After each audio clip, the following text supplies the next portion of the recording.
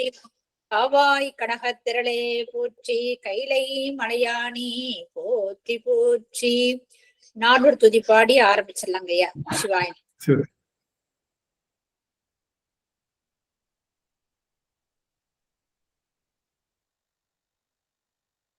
தென்னாடுடைய சிவனே போற்றி. எந்நாட்டவர்க்கும் இறைவா போற்றி. காவாய் கனகத்திரளே போற்றி. கைலை மலையானே போற்றி போற்றி. திருச்சிற்றம்பலம். ஒளியற்கோன் வெப்பொழித்த புகழியற்கோன்கடல் போற்றி. ஆசை கல்மிதப்பில் அணைந்த பிரான் நடி போற்றி. வாழி திருநாவலூர் மண் தொண்டர் பதம் போற்றி. ஊழிமளி திருவாத ஊரர் திருத்தாள் போற்றி. ஊழிமளி திருவாத ஊரர் திருத்தாள் போற்றி. ஆடல் வல்லான் சொக்கநாதருடைய திருவருளும், அங்கற்கண்ணி மீனாட்சியுடைய திருவருளும், மாணிக்க வாசகருடைய குருவர்களும் ஒன்றாக சேர்த்து இந்த திருவாசக சிந்தனை அமர்வு என்ற நிலைக்களத்தை நமக்கு பரிசாக தந்திருக்கின்றது. அப்பேற்பட்ட குருவருளையும் திருவருளையும் அடியேன் மனம் மொழி மெய்களினாலே வழிபாடு செய்கின்றேன். மேலும் இங்கு குழுமி இருக்கக்கூடிய அத்துணை அடியார் பெருமக்களுடைய திருவடி தாமரைகளையும் அடியேன் சென்னிமேல் சூட்டி மகிழ்கின்றேன். திருச்சிற்றம்பலம். சிவாய நம. சிவாய நம. ஒரே சாமி.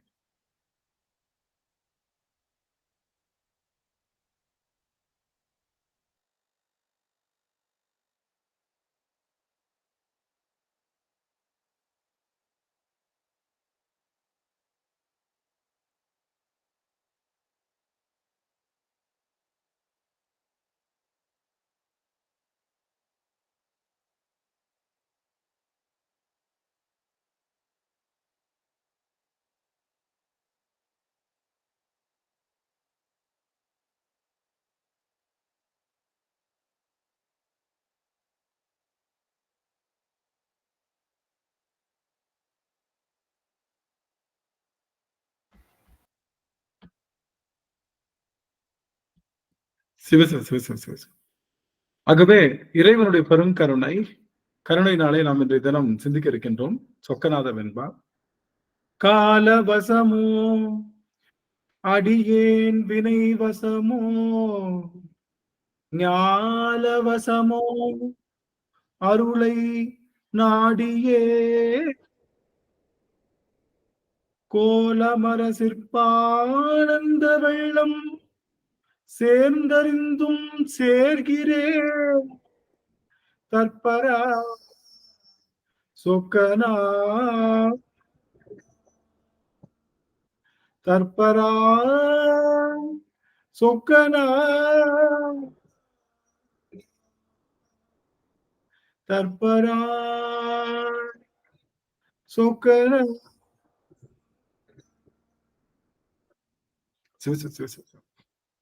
அதனுடைய பெரும் கருணையினாலே நாம் திருப்பூவல்லி என்ற பதிகத்தினுடைய முடிவு பகுதிக்கு வந்திருக்கின்றோம்.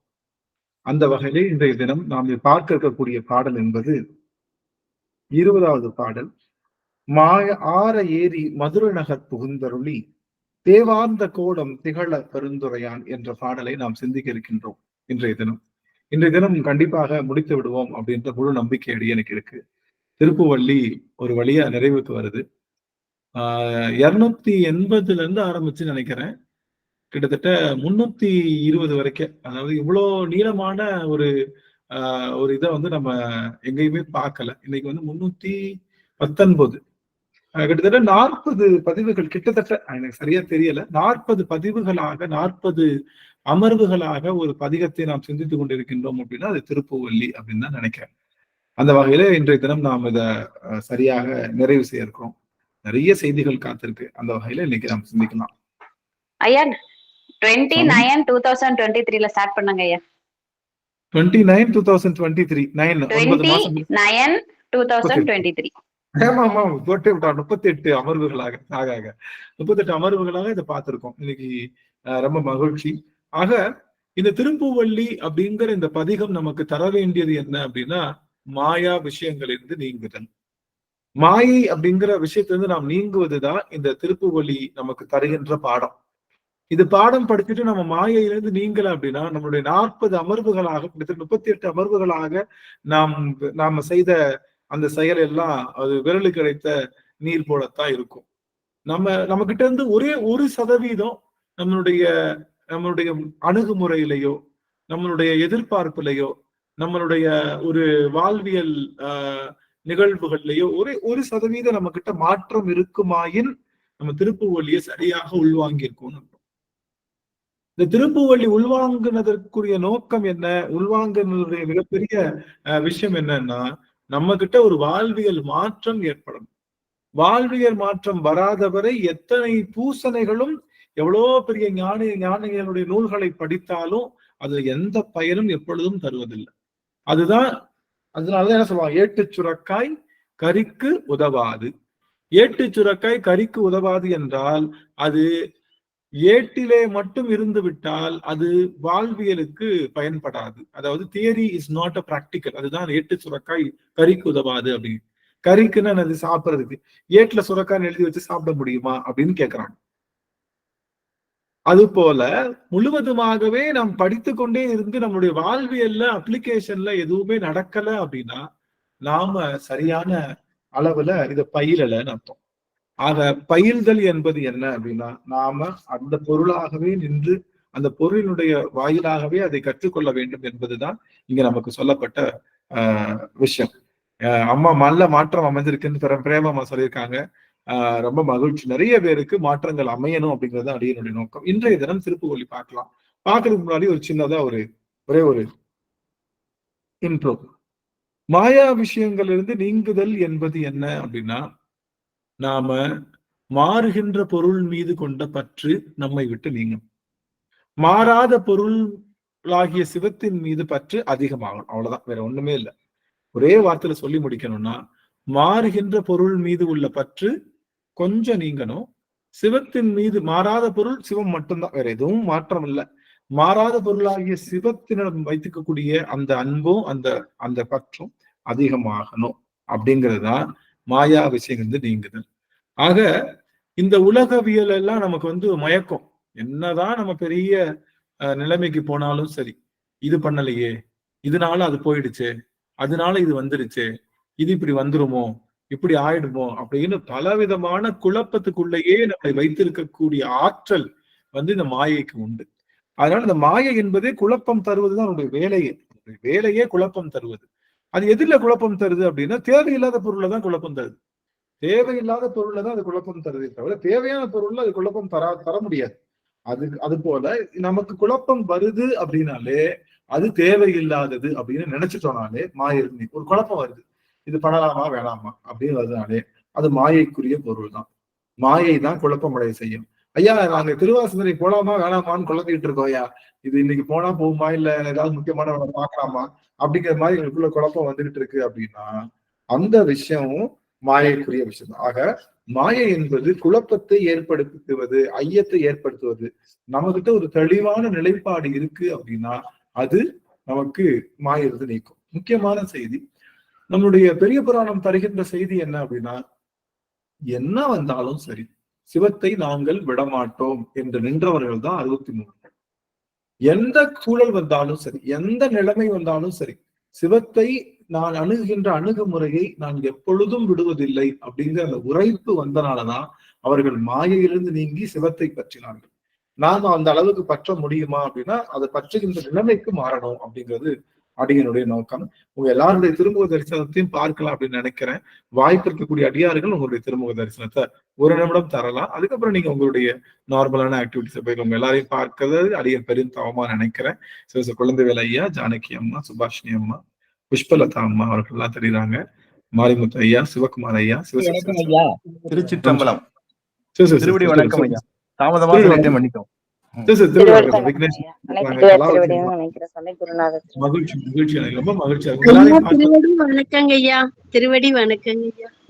திருவடி வணக்கம். ரொம்ப மகிழ்ச்சியா இருக்கு உங்க எல்லாரையும் பார்த்தது.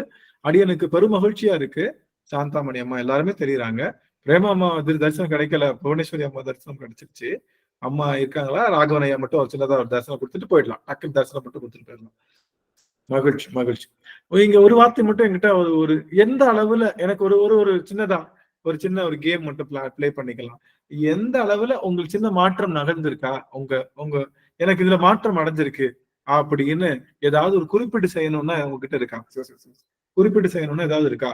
இந்த திருப்புவழி நான் படிச்சோம், இதுல இருந்து எனக்கு இந்த மாற்றம் நிகழ்ந்திருக்கு அப்படின்னு சொல்வதற்கு ஏதாவது ஒரு 2 அடியார்களுக்கு வாய்ப்பு. ஒரு வரியில தான் சொல்லணும், ரொம்ப நீளமா சொல்ல தேவையில்லை. அது மாதிரி ஏதாவது இருக்கா? இல்லைங்க, நான் எப்பயுமே பற்றற்றவன் தான், திருப்புவழி வர்றதுக்கு முன்னாடியே பற்றற்று தான் இருந்தேன், அதனால இப்பயும் பற்றுட்டு தான், எனக்கு ஒன்றும் பெரிய வித்தியாசம் இல்லை அப்படின்னு சொல்றவங்களும் இருக்கலாம். இல்ல எனக்கு இந்த மாதிரி மாற்றங்கள் இருக்குன்னு சொல்றவங்களும் இருக்கலாம். ஏதாவது சொல்லலாம், அடியார்கள் சொல்லலாம். ராகவன் சாமி, சுபாஷினி அம்மா. சுபாஷினி அம்மா பேசுங்க. சிவாய நமங்க ஐயா. அனைத்தறியா திருவடி வணக்கம் திருவடியா. அதான் இதுல பற்றேன்னா முதல்ல எல்லாத்து மேலயும் நம்ம அன்பா இருப்போம், அவங்க கிட்ட இருந்து எதிர்பார்ப்போம், இவங்க இது பண்ணணும் இது செய்யணும் அப்படின்னு சொல்லிட்டு அந்த மாயில இருந்து நீங்கி இருக்கோம் சாமி. அதாவது இப்ப சிவன் தான் எல்லாமே, அவர் மேல உண்மையான அன்பு இருந்தா போதும், எதையும் யார்கிட்ட இருந்து எதிர்பார்க்க கூடாது, நம்ம செய்யற விஷயங்களை நம்ம செஞ்சுட்டு இருக்கணும், அந்த எதிர்பார்ப்பே இருக்கக்கூடாது, அவர் மட்டும்தான் உண்மையான பொருள், மீது எல்லாமே மாயை அப்படிங்கறத. நல்லதுங்க சுவாமி. ராகவன் சுவாமி, திருவள்ளுவர் வணக்கம். ராகவன் ஐயா காலம் போயிருந்தாங்க. சரி, வேகம்மா சுவாமி. சிவாய நமங்க. திருச்சிற்றம்பலம். உண்மையிலே அதாவது சுபாஷினி அம்மாலாம் ஒரு சின்ன வயசு, அவங்களுக்கு எல்லாம் ஒரு மாற்றம் ஏற்பட்டிருக்கா, நமக்கெல்லாம் வரலன்னா அது என்ன அர்த்தம்? எனக்கெல்லாம் வயது 60 வயசுக்கு மேல ஆயிப்போச்சு. இப்ப நாங்களாம் ஒரு வயது காரணமாவே ஒரு பற்று எல்லாம் விட்டுட்டோம். ஆனா சுபாஷி அம்மாலாம் சின்ன வயசு, அவங்கெல்லாம் அந்த ஒரு எதிர்பார்ப்பு இல்லாம இருக்கிறேன்னு சொல்றதுன்னா ரொம்ப ரொம்ப பெரிய விஷயங்க. இப்ப ரேவதி அம்மா, சுபாஷினி அம்மா அவங்க எல்லாம் ரொம்ப பேசக்குள்ள, அது நம்ம சுதா அம்மா அவங்க எல்லாம் நல்ல கருத்து, சாருமதி அம்மா இவங்க எல்லாம் சொல்லக்குள்ள பார்த்தா எனக்கு ஆனந்தமா இருக்கு. அம்மா நான் இவ்வளவு நாள் தெரியாம இருந்தம்மா, இப்ப இந்த குடும்பத்துல வந்து நான் எல்லாமே ஒரு கோவமே படுறது இல்லம்மான். இது நான் சொல்றதை விட அடுத்த அடியார் சொல்றதுதாங்க சிறப்பு. முதல்ல அவங்க எல்லாம் அந்த மாதிரி சொல்றது பார்த்தா உண்மையிலேயே உணர்றேன், நானும் அது மாதிரி உணர்றேங்கய்யா. உண்மையிலேயே பற்றெல்லாம் விட்டுட்டோம், நம்ம ஆசையெல்லாம் எல்லாமே போயிடுச்சு. ஆனாலும் நான் ஏதாவது ஒரு தவறு செய்து மத்தவங்களுடைய அடியாருடைய புண்படுற மாதிரி ஏதாவது நடந்ததுன்னா, அந்த திருவாச சிந்தையில வந்ததுல இருந்து அடியன் முதல்ல நான் ஏதாவது தவறு பண்ணிதான் உங்க மனசு நோகும்படியா பேசியிருந்தா அடியனை பொறுத்த இருக்க மன்னித்தவர்களை கேட்கறது முதல்ல அந்த எண்ணம் இருக்குங்க. அது நான் உண்மையை சொல்ல விரும்புகிறேன். ஏன்னா அனுபவத்தை நம்ம நிறைய பாக்குறோம் இல்லையா, அதனால அடியேன் ஏதாவது தவறு தெரியாது, நமக்கு தெரியாமலே ஒரு சில தவறு பண்ணிருக்கலாம், ஆனா என் மனசுக்கு நான் பண்ணலன்னு இருக்கும், ஆனா அடுத்தவங்க மனசுக்கு கஷ்டமா இருக்குதுன்னு நினைச்சா உடனே அது மன்னிப்பு கேட்டு அடியன் வந்து இந்த சரணாகதி, அதாவது சொல்றோம் இல்லையா, அது அந்த ஆணவம் விட்டுறணும். ஆண் எனது என்ற ஒரு ஆணவம் போயிடுது அதுலயே.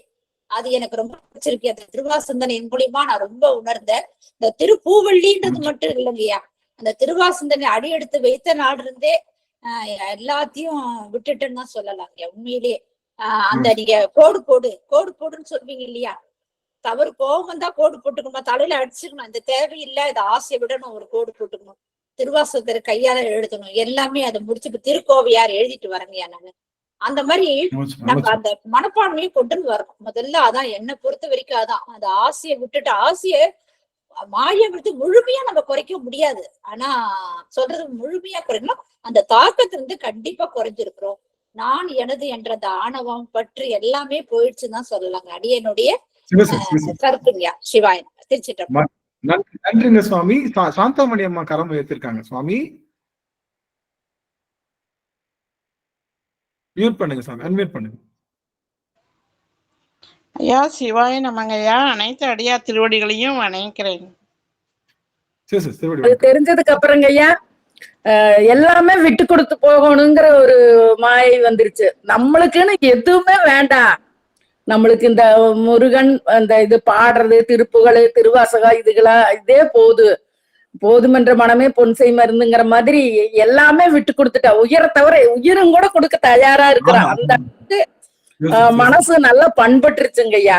அடியார்கள் எல்லாம் பார்க்கும்போது நல்ல எந்த நேரத்துல திருவாசகம் படிக்க உயிர் போனாலும் கூட ரொம்ப சந்தோஷங்கிற மாதிரி மன நெகிழ்வுங்க ஐயா. நன்றிங்க ஐயா, வணக்கம். இன்னும் நிறைய காலம் நீங்களும் ஐயாவும் இருந்து தொண்டு செய்யணும். ரொம்ப மகிழ்ச்சி சாமி. ஆமாங்க. ரொம்ப அம்மாவோட மனமாற்றம் முடிஞ்சா உதவி செய்யணுங்க. யாருக்கு தொந்தரவாவோ உபத்திரவமாவோ மக்களுக்கா யாருக்குமே எந்த இடையூறும் செய்யாம நல்லபடியா இருக்கணுங்கிறத நான் முழுமையா உணர்ந்துட்டுங்க ஐயா. அமைச்சோம். நல்லதுங்க சார், நல்லதுங்க சார். சரி சரி. சாருமதி அம்மா மட்டும் அவங்களோட நிறைவு செய்வோம். சாருமதி அம்மா. ஐயா திருவடி வணக்கம் ஐயா. சிவத்தை மருந்தா சிவத்தை மருந்தா எடுத்துங்க ஐயா. மனநோய் போயிடுச்சுங்க ஐயா. மெயினா எனக்கு அதுதான் நிறைய மனநோய் நிறைய இதையும் நம்மள யாரு நினைக்கிறாங்களோ அவங்கள நினைக்காம நம்மள யாரு வெறுக்கிறாங்களோ அவங்கள நினைச்சு அந்த மனநோய் கொஞ்சம் கொஞ்சம் கொஞ்சம் கொஞ்சமா உள்ள அரைச்சுக்கிட்டே இருந்த அந்த மனநோய் போய் சிவத்தை மருந்தா எடுத்துட்டு இருக்க அந்த பக்குவம் கொஞ்சம் கொஞ்சமா வந்துட்டு இருக்குங்க. எல்லாம் வந்துச்சுன்னு நான் சொல்ல மாட்டேங்க ஐயா. கொஞ்சம் கொஞ்சமா உணர்ந்து கொஞ்சம் கொஞ்சமா தெளிவு கிடைக்குதுங்க. திருவடி வணக்கம். மகிழ்ச்சி. நன்றிங்க சாமி. அருமையான வார்த்தை. ஜானகி அம்மா. அம்மா ஏதோ அம்மா உயர்த்திட்டாங்க, களம் உயர்த்திட்டாங்க. சிவாயனமங்க ஐயா. திருவடி வணக்கங்க ஐயா. அனைத்து அடியார் திருவடிக்கு வணக்கம். இந்த திருவாசக சிந்தனைக்கு வந்ததுக்கு பின்னாடிதாங்க ஐயா எல்லாமே சிவம், எதிலுமே சிவம், அவனன்றி ஓரளவும் அசையாது. அந்த மாதிரி ஒரு மனநிலைக்கு எது நடந்தாலும் நல்லது நடந்தாலும் நீங்க தான் நடத்துனீங்க, உங்களுக்கு நன்றி. கெட்டது நடந்தாலும் ஏன் நீங்க நடத்துனீங்க, உங்களுக்கு இப்படி நடக்கணும்னு நீங்க தான் யோசனை பண்ணி நீங்களாதான் நடத்தி கொடுக்குறீங்க, அதை தாங்கறதுக்கு சக்தியும் கொடுக்குறீங்க. அதனால எல்லாமே உங்களாலதான் நடக்குதுன்னு எல்லாம் சிவம் தான்னு நினைக்க தோணுச்சுங்க ஐயா. இதுல வந்த பின்னாடிதான் அந்த மாதிரி எண்ணமே வந்ததுங்க. எல்லாம் அவரோட இது இல்லாம நடக்காதுங்கிற மாதிரி. அப்புறம் இப்பெல்லாம் கோபமே வர்றது இல்லைங்கய்யா. நீங்க முதல்லயே ஒரு தடவை சொல்லி இருக்கிறீங்க கோவப்படக்கூடாதுன்னு. அதுல இருந்து கோபம் வர்றதில்லை. இப்போ சுத்தமாவே கோபமாவே வர்றதில்லைங்க. ரொம்ப அமைதியான மாதிரி மனசுக்கு நம்மளுக்கே தோடுதுங்க ஐயா. தெரியுது, நல்லா வித்தியாசம் தெரியுதுங்க ஐயா. எதுனாலும் எங்கேயாவது போகும்போதுமே நீங்க தான் கூட வர்றீங்க, நீங்க தான் கூட்டிட்டு போறீங்க, நீங்க தான் நல்ல விதமா கூட்டிட்டு வரணும், அந்த மாதிரி சொல்லிட்டு தான் போக வேண்டியது. அது போயிட்டு வந்தோம்னா நீங்க தான் நல்ல விதமா கூட்டிட்டு போயிட்டு வந்துட்டீங்க, ரொம்ப ரொம்ப ரொம்ப நன்றிங்க அப்படின்னு சொல்லி அவங்களுக்கு ஒரு நன்றியும் சொல்ல வைக்குது. எல்லாமே அவர் தான், அவர் இல்லாம எதுவுமே இல்லைங்கிற மாதிரி இப்ப தோணிடுச்சுங்க ஐயா. அது திருவாசக சிந்தனைக்கு நீங்க சொல்ல சொல்ல கேட்டுதான் இவ்வளவுமே புரிஞ்சுதுங்க ஐயா. சிவாய் நமங்க ஐயா. நன்றி சாமி. ரஞ்சிதா மணி அம்மா சுவாமி. ஏன்னா நம்ம நிறைவு செய்யலாம், ஏன்னா நம்ம உள்ளேயும் போனோம், அதுக்காக அவங்க ரஞ்சிதா மணி அம்மா. ஐயா திருவடி வணக்கம்ங்க ஐயா. திருவடி வணக்கங்க ஐயா. எனக்கு இந்த திருவாசை சிந்தனைக்கு வந்ததுக்கு அப்புறம்ங்க ஐயா, முதல்ல எல்லாம் பயப்படுவேன். நான் நைட்டானா பயப்படுவேன், யாராவது துணைக்கு படுக்கணும் அப்படி. எங்க வீட்டுல அவரு பசங்க பேத்தியோ யாராவது வரணும்னு நினைப்பாங்க. இப்பெல்லாம் அப்படி இல்லைங்க ஐயா. சிவன் இருக்கார் நம்ம கூட அப்படின்ட்டு விபூதி எடுத்து நெத்தியில வச்சுட்டு போய் படுத்தோம்னா காலையில தான் முழிக்கிறதுங்க ஐயா. அவ்வளவு ஒரு நம்பிக்கை வந்துருச்சுங்க. நம்ம யாரும் எதுவும் பண்ண முடியாதுங்கிற இது. அப்புறம் யாரு மேலேயுமே ரொம்ப பாசம் வைக்க கூடாதுங்கிறத புரிஞ்சுட்டுங்க ஐயா. அது எனக்கு கண் கூட தெரியும். பையனா இருந்தாலும் பேத்தியா இருந்தாலும் யாரா இருந்தாலும் பாசங்கள் வைக்க கூடாது, நம்ம வேலைகளை நம்மளே பாத்துக்கணும் அப்படிங்கறத எனக்கு புரிஞ்சுட்டுங்க ஐயா. சிவாயி நமங்க ஐயா. நல்லதுங்க சாமி. நன்றிங்க சாமி. ஐயா திருவடி வணக்கங்க ஐயா. ஐயா அனுபவம்னு கேட்டீங்கன்னா இந்த கிளாஸ் பத்தாதுங்க ஐயா. நம்ம அடியார்கள் பேசுற அனுபவம்னு கேட்டீங்கன்னா திருவாசக சிந்தனையர் இந்த கிளாஸ் பத்தாது. எத்தனை கிளாஸ் வந்தாலும் பத்தாதுங்க. நம்ம திருப்புவழி மெயினா எடுத்துக்கிட்டோம் அப்படின்னா என்னை பொறுத்த வரைக்கும் தலைமாயை நீங்கி இருக்குங்க எனக்கு. இங்க போய் தான் பார்க்கணும், அங்க போய் தான் அவரை தேடணும் அப்படிங்கிற அந்த மாயை எனக்கு எல்லா இடமும் சிவன் இருக்காரு, ஏன் நம்ம அங்கதான் போய் பார்க்கணும்னு நினைக்கணும் அப்படிங்கிற ஒரு தலைமாயை ரொம்ப பெருசா ஒரு தாக்கத்தை உருவாக்கி இருக்குங்க. சிறப்புங்க சாமி. ரொம்ப மகிழ்ச்சியா இருக்கு. எனக்கு எல்லாருடைய தலைமாயை நீங்கிடுச்சு. எங்களுக்கு யார் மேலையும் வெறுப்பு இல்ல, இறைவன் மேல நம்பிக்கை அதிகமாயிடுச்சு. நாங்க யார் மேலையும் கோபம் இல்லாம எங்க வாழ்க்கையை வாழ கொஞ்சம் கொஞ்சமா கத்துக்கிறோம், எல்லாத்தையும் மன்னிச்சு பழகுறோம், எந்த சூழல் வந்தாலும் அதை சிரித்து கொண்டே கடந்து போகின்றோம் அப்படின்னு நீங்க சொல்லும் போது இதுதான் சிவனடியார்களுடைய முழு இலக்கணம். இதுதான் திருநடி. நீங்க திருநீர் பூசுறீங்க அப்படின்றதெல்லாம் அதெல்லாம் என்ன இலக்கணம்? வெளியில தான். ஆனா திருநீர் பூசிட்டு நான் கோபத்திலே இருக்கேன்னா இந்த ஜென்மத்தை நம்ம சிவனடியார் கிடையாது. நீங்க திருநீரே பூசல, எது நடந்தாலும் சாந்தமா அதை அணுகுறீங்கன்னா சிவத்துடைய சின்னம் உங்களுக்குள்ள இருக்குன்னு அர்த்தம். ஆக சிவசின்னம் அணிந்து நாடகத்தால் உன்னடியார் போல் நடுவே நடித்து வீடகத்தை விரைகின்றேன் என்று சொல்வது போல பெருமானை நாம் நடிக்காம நாம முழுவதுமாக பெருமானுக்கு நாமே அர்ப்பணித்துக் கொண்டிருக்கின்றோம் அப்படின்றத இந்த திருவாசக சிந்தனை நிகழ்த்து கொண்டிருக்கின்றது. குருநாதருடைய குருவர்கள் மூலமாக நினைக்கும் போது எனக்கு ரொம்ப மகிழ்ச்சி. இன்றைய தினம் திருப்பூவள்ளிக்குள்ள போறோம். ஆக திருப்பூவள்ளி சொல்லுகின்ற ஒரே செய்தி, மாயையிலிருந்து நீங்கணும். மாயை என்பது சின்ன இன்பம், சிற்றின்பத்திலிருந்து நீங்கி பேரின்பத்துக்கு போகணும். முதல்ல நம்பணும்.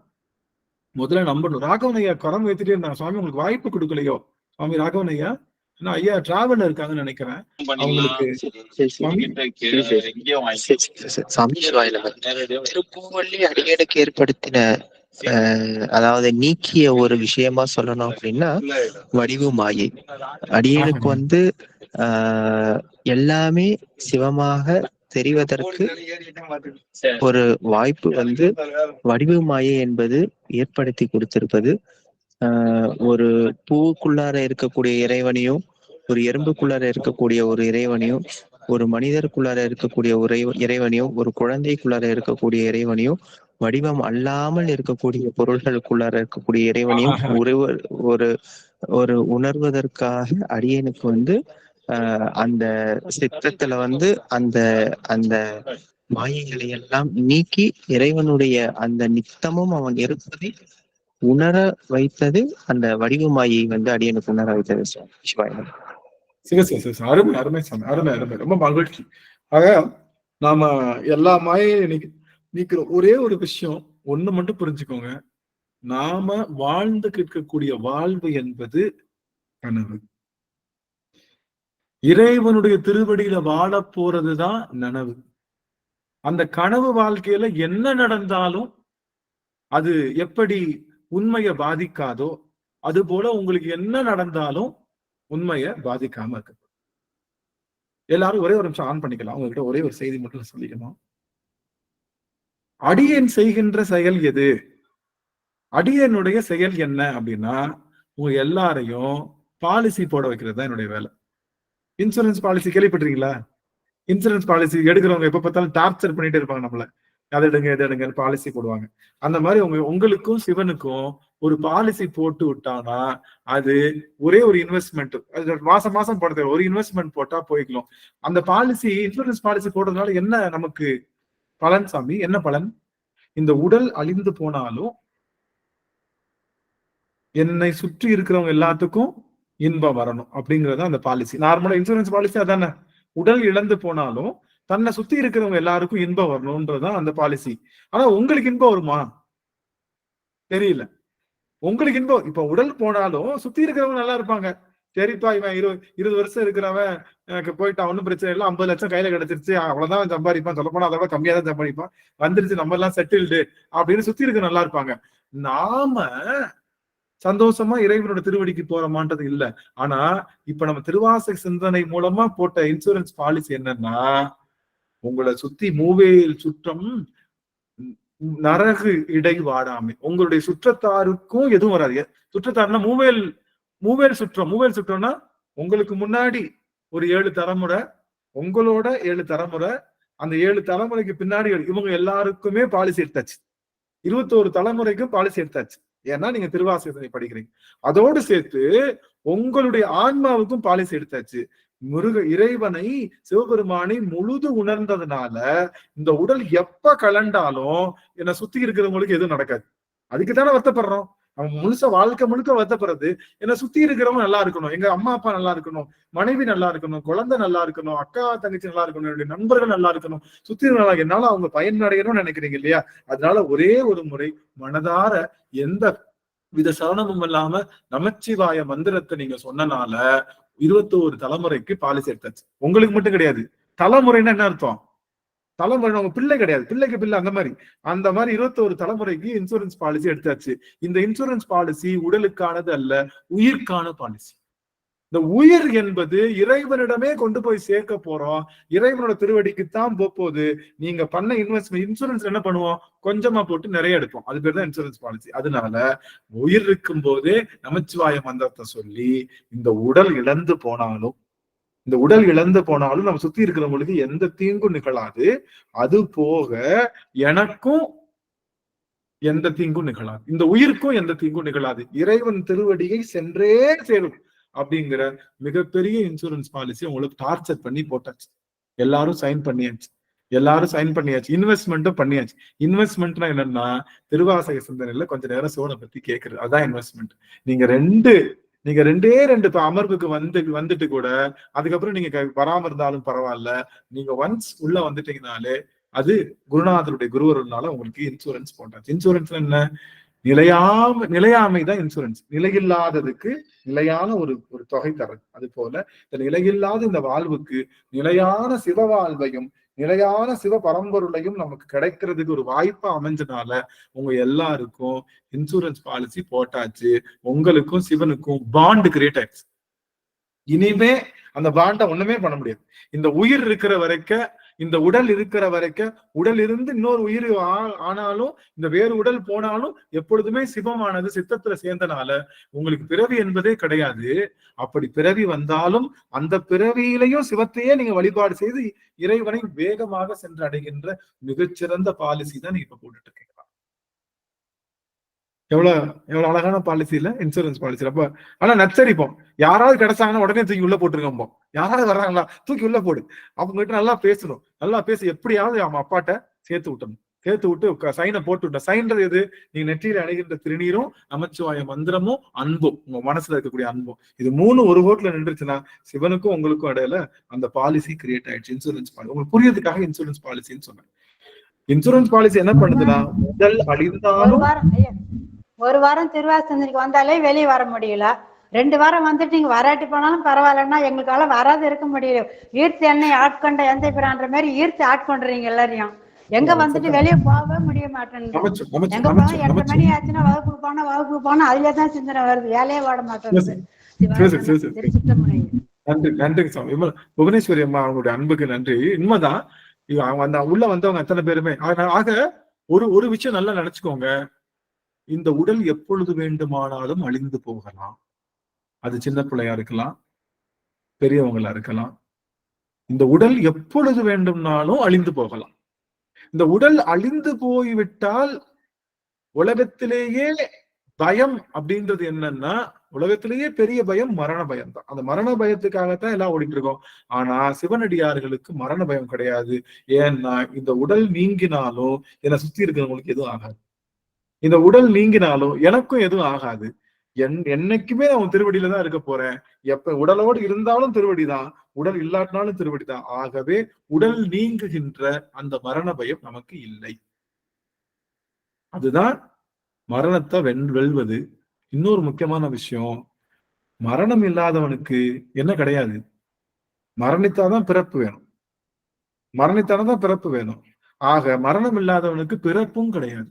ஆக யாரெல்லாம் உடல் நீங்குவதை பற்றி பயம் கொள்ளாது இருக்கின்றார்களோ அவர்களுக்கு பிறப்பும் கிடையாது. இதத்தான் மரணமில்லா பெருவாழ்வு அப்படின்னு நம்முடைய வள்ளல் பெருமான் நமக்கு சொல்லி கொடுத்திருக்கு. வள்ளல் பெருமான்னா ராமலிங்க அடிகளா நமக்கு சொன்னது மரணமில்லா பெருவாழ்வு. மரணமில்லா பெருவாழ்வுன்னா நீங்க கேட்கலாம்ல, மரணமில்லா பெருவாழ்வுன்னு சொல்றீங்க, அப்படி சொன்ன வள்ளல் பெருமானுடைய உடலும் என்ன ஆயிடுச்சு? வள்ளல் பெருமான் உடல் இருக்கா? இல்ல, ஜோதியாக கலந்து உடல் நீங்கிறது மரணம். அப்படிதானே? உடல் நீங்குவது தானே மரணம். அப்ப உடல் நீங்கிடுச்சு இல்லையா? மரணம் இல்லா பெருவாழ்வுன்னு சொன்ன நம்முடைய வள்ளல் பெருமானுடைய உடலும் நீங்கி இருக்குன்னா அவங்க உடல் நீங்குவது மரணம்னு சொல்லல, உள்ளத்திலிருந்து ஒரு பயம் நீங்குது இல்ல, அதுதான் மரணம் இல்லா பெருவாழ்வு. உடல் எப்பயுமே இருக்காது. ஏன்னா அது தோன்றி நின்று அழிகின்ற பொருள். அது போய் நினைச்சு நிக்கிற ஒண்ணும் இல்ல. இந்த ஆன்மாவுக்கு பயம் என்ற பொருள் நீங்குவதுதான் மரணம். பயமே இல்லாம இந்த ஆன்மா இருக்கு. இந்த ஆன்மா பயம் இல்லாம இருக்குன்னா இந்த ஆன்மா மரணம் இல்லா பெருவாழ்வை அடைந்து விட்டதுன்னு அர்த்தம். ஆக அந்த நிலைக்கு சுவாமி நம்ம கொண்டு போயிருக்காரு. ஆக இன்றிலிருந்து ஒரு பெரிய ஒரு மிஷன் இருக்கு. என்னன்னா, இன்சூரன்ஸ் ஏஜென்ட் பாத்துருக்கீங்களா? எல்லாரும் இன்சூரன்ஸ் ஏஜென்ட் என்ன பண்ணுவாங்க? நீங்க இருக்கீங்கன்னா உங்களுக்கு கீழே ஒரு 10 பேரை சேர்த்தீங்கன்னா உங்களுக்கு என்ன வரும்? இன்சென்டிவ்ஸ் வரும். பாத்துறீங்களா? நீங்க இருக்கீங்க, நீங்க ஏஜென்ட் எடுத்திருக்கீங்க, அதான் அது இன்சென்டிவ் சொல்லுவோம் இல்லையா? இன்சென்டிவ்ஸ் வரும். அது போல உங்களுக்கு கீழே இருக்கிறவங்களை நீங்க சேர்த்து விட்டீங்கன்னா இன்சென்டிவ்ஸ் வரும். நாமெல்லாம் இன்சூரன்ஸ் ஏஜென்ட். என்ன ஏஜென்ட்? சிவபெருமானுடைய இன்சூரன்ஸ் ஏஜென்ட்.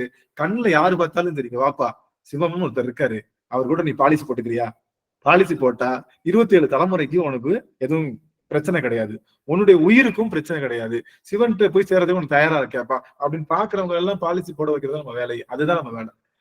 அது செய்வதனால என்ன நடக்கும்னா, நம்மளுடைய வாழ்வியல்ல ஒரு ஆன்மாவுக்கு சிவத்தை அறிவிப்பது என்பது என்னன்னா, நல்லா கவனிங்க, ஒரு நிமிஷம் மட்டும் கவனிங்க. உலகத்திலேயே சிறந்த தவம், சிறந்த தானம் எது அப்படின்னா அன்னதானம் சொல்றோம். எல்லாத்துக்கும் சாப்பாடு. அந்த சாப்பாடு கூட அந்த ஒரு பொழுதுக்கு தான் வரும். அதை விட சிறந்த தானம் எது அப்படின்னா வஸ்திர தானம், ட்ரெஸ் கொடுக்குறது. இப்பெல்லாம் யாரும் ட்ரெஸ் கொடுக்கறது இல்லை, எனக்கு தெரிஞ்சு எல்லாம் சாப்பாடு தான் போடுறோம். வஸ்திர தானம், வஸ்திர தானம் ஏன்னா மானத்தை, உணவை விட பெருசு மானம் தான். மானத்தை மறைக்கிறதுக்காக ஒரு ஒரு ஒரு ஒரு பொருள் கொடுக்குறது வஸ்திர தானம் சொல்லுவாங்க. அதை விட மானத்தை விட சிறந்தது இந்த திரும்ப பிறப்பெடுக்காம இருக்கக்கூடிய அறிவு. அந்த அறிவு தானம் தான் உலகத்து ஞான தானம் தான் இருக்கிறதே பெருசு. ஞான தானம்னா என்ன? தனக்கு கிடைத்த ஞானத்தை இன்னொரு ஆன்மாவுக்கு கொடுக்குறது. அது செய்தா பல கோடி அன்னதானத்துக்கும் பல கோடி வஸ்திரதானத்துக்கும் சமம். ஞானம் என்பது என்ன?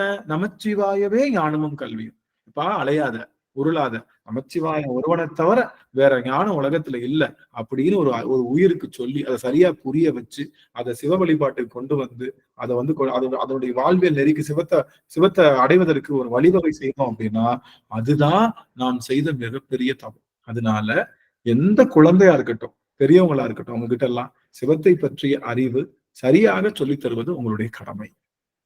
இங்க கேட்டுட்டு அப்படி நான் ஆனந்த் தான் பேசுவேன், ஆனந்த் தான் மெயின் ஏஜென்ட், நீங்கெல்லாம் ஏஜென்ட் தான், நீங்கெல்லாம் ஏஜென்ட் தான், ஆனந்த் மெயின் ஏஜென்ட், நாங்கெல்லாம் பண்ண மாட்டோம் அப்படின்னு நீங்க சொல்லக்கூடாது. நீங்களும் ஏஜென்ட் தான், நீங்களும் இன்சூரன்ஸ் ஏஜென்ட் தான். அதனாலதான் உங்க எல்லாருக்கும் வேலுண்டு வினையிலே குழுமம் சார்பாக எல்லாத்தையும் கொண்டு போய் சேர்க்கறதுக்கு வாய்ப்பு கொடுத்தோம். அதனால ஏதாவது ஒரு ஆன்மா சிக்கிருச்சுன்னா அந்த ஆன்மாவுக்கு சிவத்தை பற்றிய அறிவை சொல்லுங்க. அவங்க கேட்கிற கேள்விக்கெல்லாம் இப்பெல்லாம் உங்களுக்கு நல்லா பதில் சொல்ல தெரியும். பதிப்பசு பாசம்னா என்ன, எல்லாமே பதில் சொல்லுது. அதனால அதை அறிவிப்பதுதான் பெரிய ஒரு தானம் சொல்லிட்டு நம்ம எல்லாரும் பாலிசி போட்டாச்சு. இனி கவலை இல்லை, எந்த நேரம் எது நடந்தாலும் கவலை இல்லை. இந்த உடலே போனாலும் சரி, சாந்தாமணி அம்மா சொன்ன மாதிரி இந்த உயிரே போனாலும் சரி, உயிரே போனாலும் அதை பத்தி நான் கவலை எனக்கு இல்லை. ஏன்னா என்னுடைய சுற்றம் என்றும் கவலை கட்டு. அவங்களுக்கு என்னைக்கும் அவங்களுக்கு எதுவும் தீங்கு வராது. ஏன்னா நான் சொன்ன திருவாசகமா இருக்கட்டும், நான் சொன்ன நமச்சிவாய மந்திரமா இருக்கட்டும், உண்மையான அன்பா இருக்கட்டும், எல்லாமே என்கிட்ட இருக்கிறனால அது எல்லாம் பழிக்கும். நான் நிஜமோலே நான் செஞ்சதெல்லாம் பழிக்குமா? நிஜமோலே நான் செஞ்சதெல்லாம் பழிக்கும். எனக்கு கொஞ்சம் டவுட்டா இருக்கு. நான் பாலிசி ஒழுங்காத்தான் போட்டிருக்கேனா இல்ல போட்ட மாதிரி நினைச்சுக்கிட்டேனா? சப்போஸ் எனக்கு ஒரு டவுட், ஏன்னா டவுட் வர வைக்கிறது தானே இந்த ஆன்மாவுக்கு. உங்களுக்கு டவுட் இருக்கா? நீங்களே செக் பண்ணிக்கலாம். உங்களுடைய டவுட்டை நீங்களே செக் பண்ணிக்கலாம். பரிசோதிக்கும் முறை, நீங்க சிவத்திடம் பாலிசி போட்டிருக்கீங்களான்றதுக்கு பரிசோதிக்கும் முறை இது முக்கியமானதா இல்லையா? பரிசோதிக்க நீங்க பாத்தீங்களா படத்துல இந்த வீட்டுல பேய் இருக்கான்னு பாக்குறதுக்கு 3 விதமான டெஸ்ட் இருக்கு.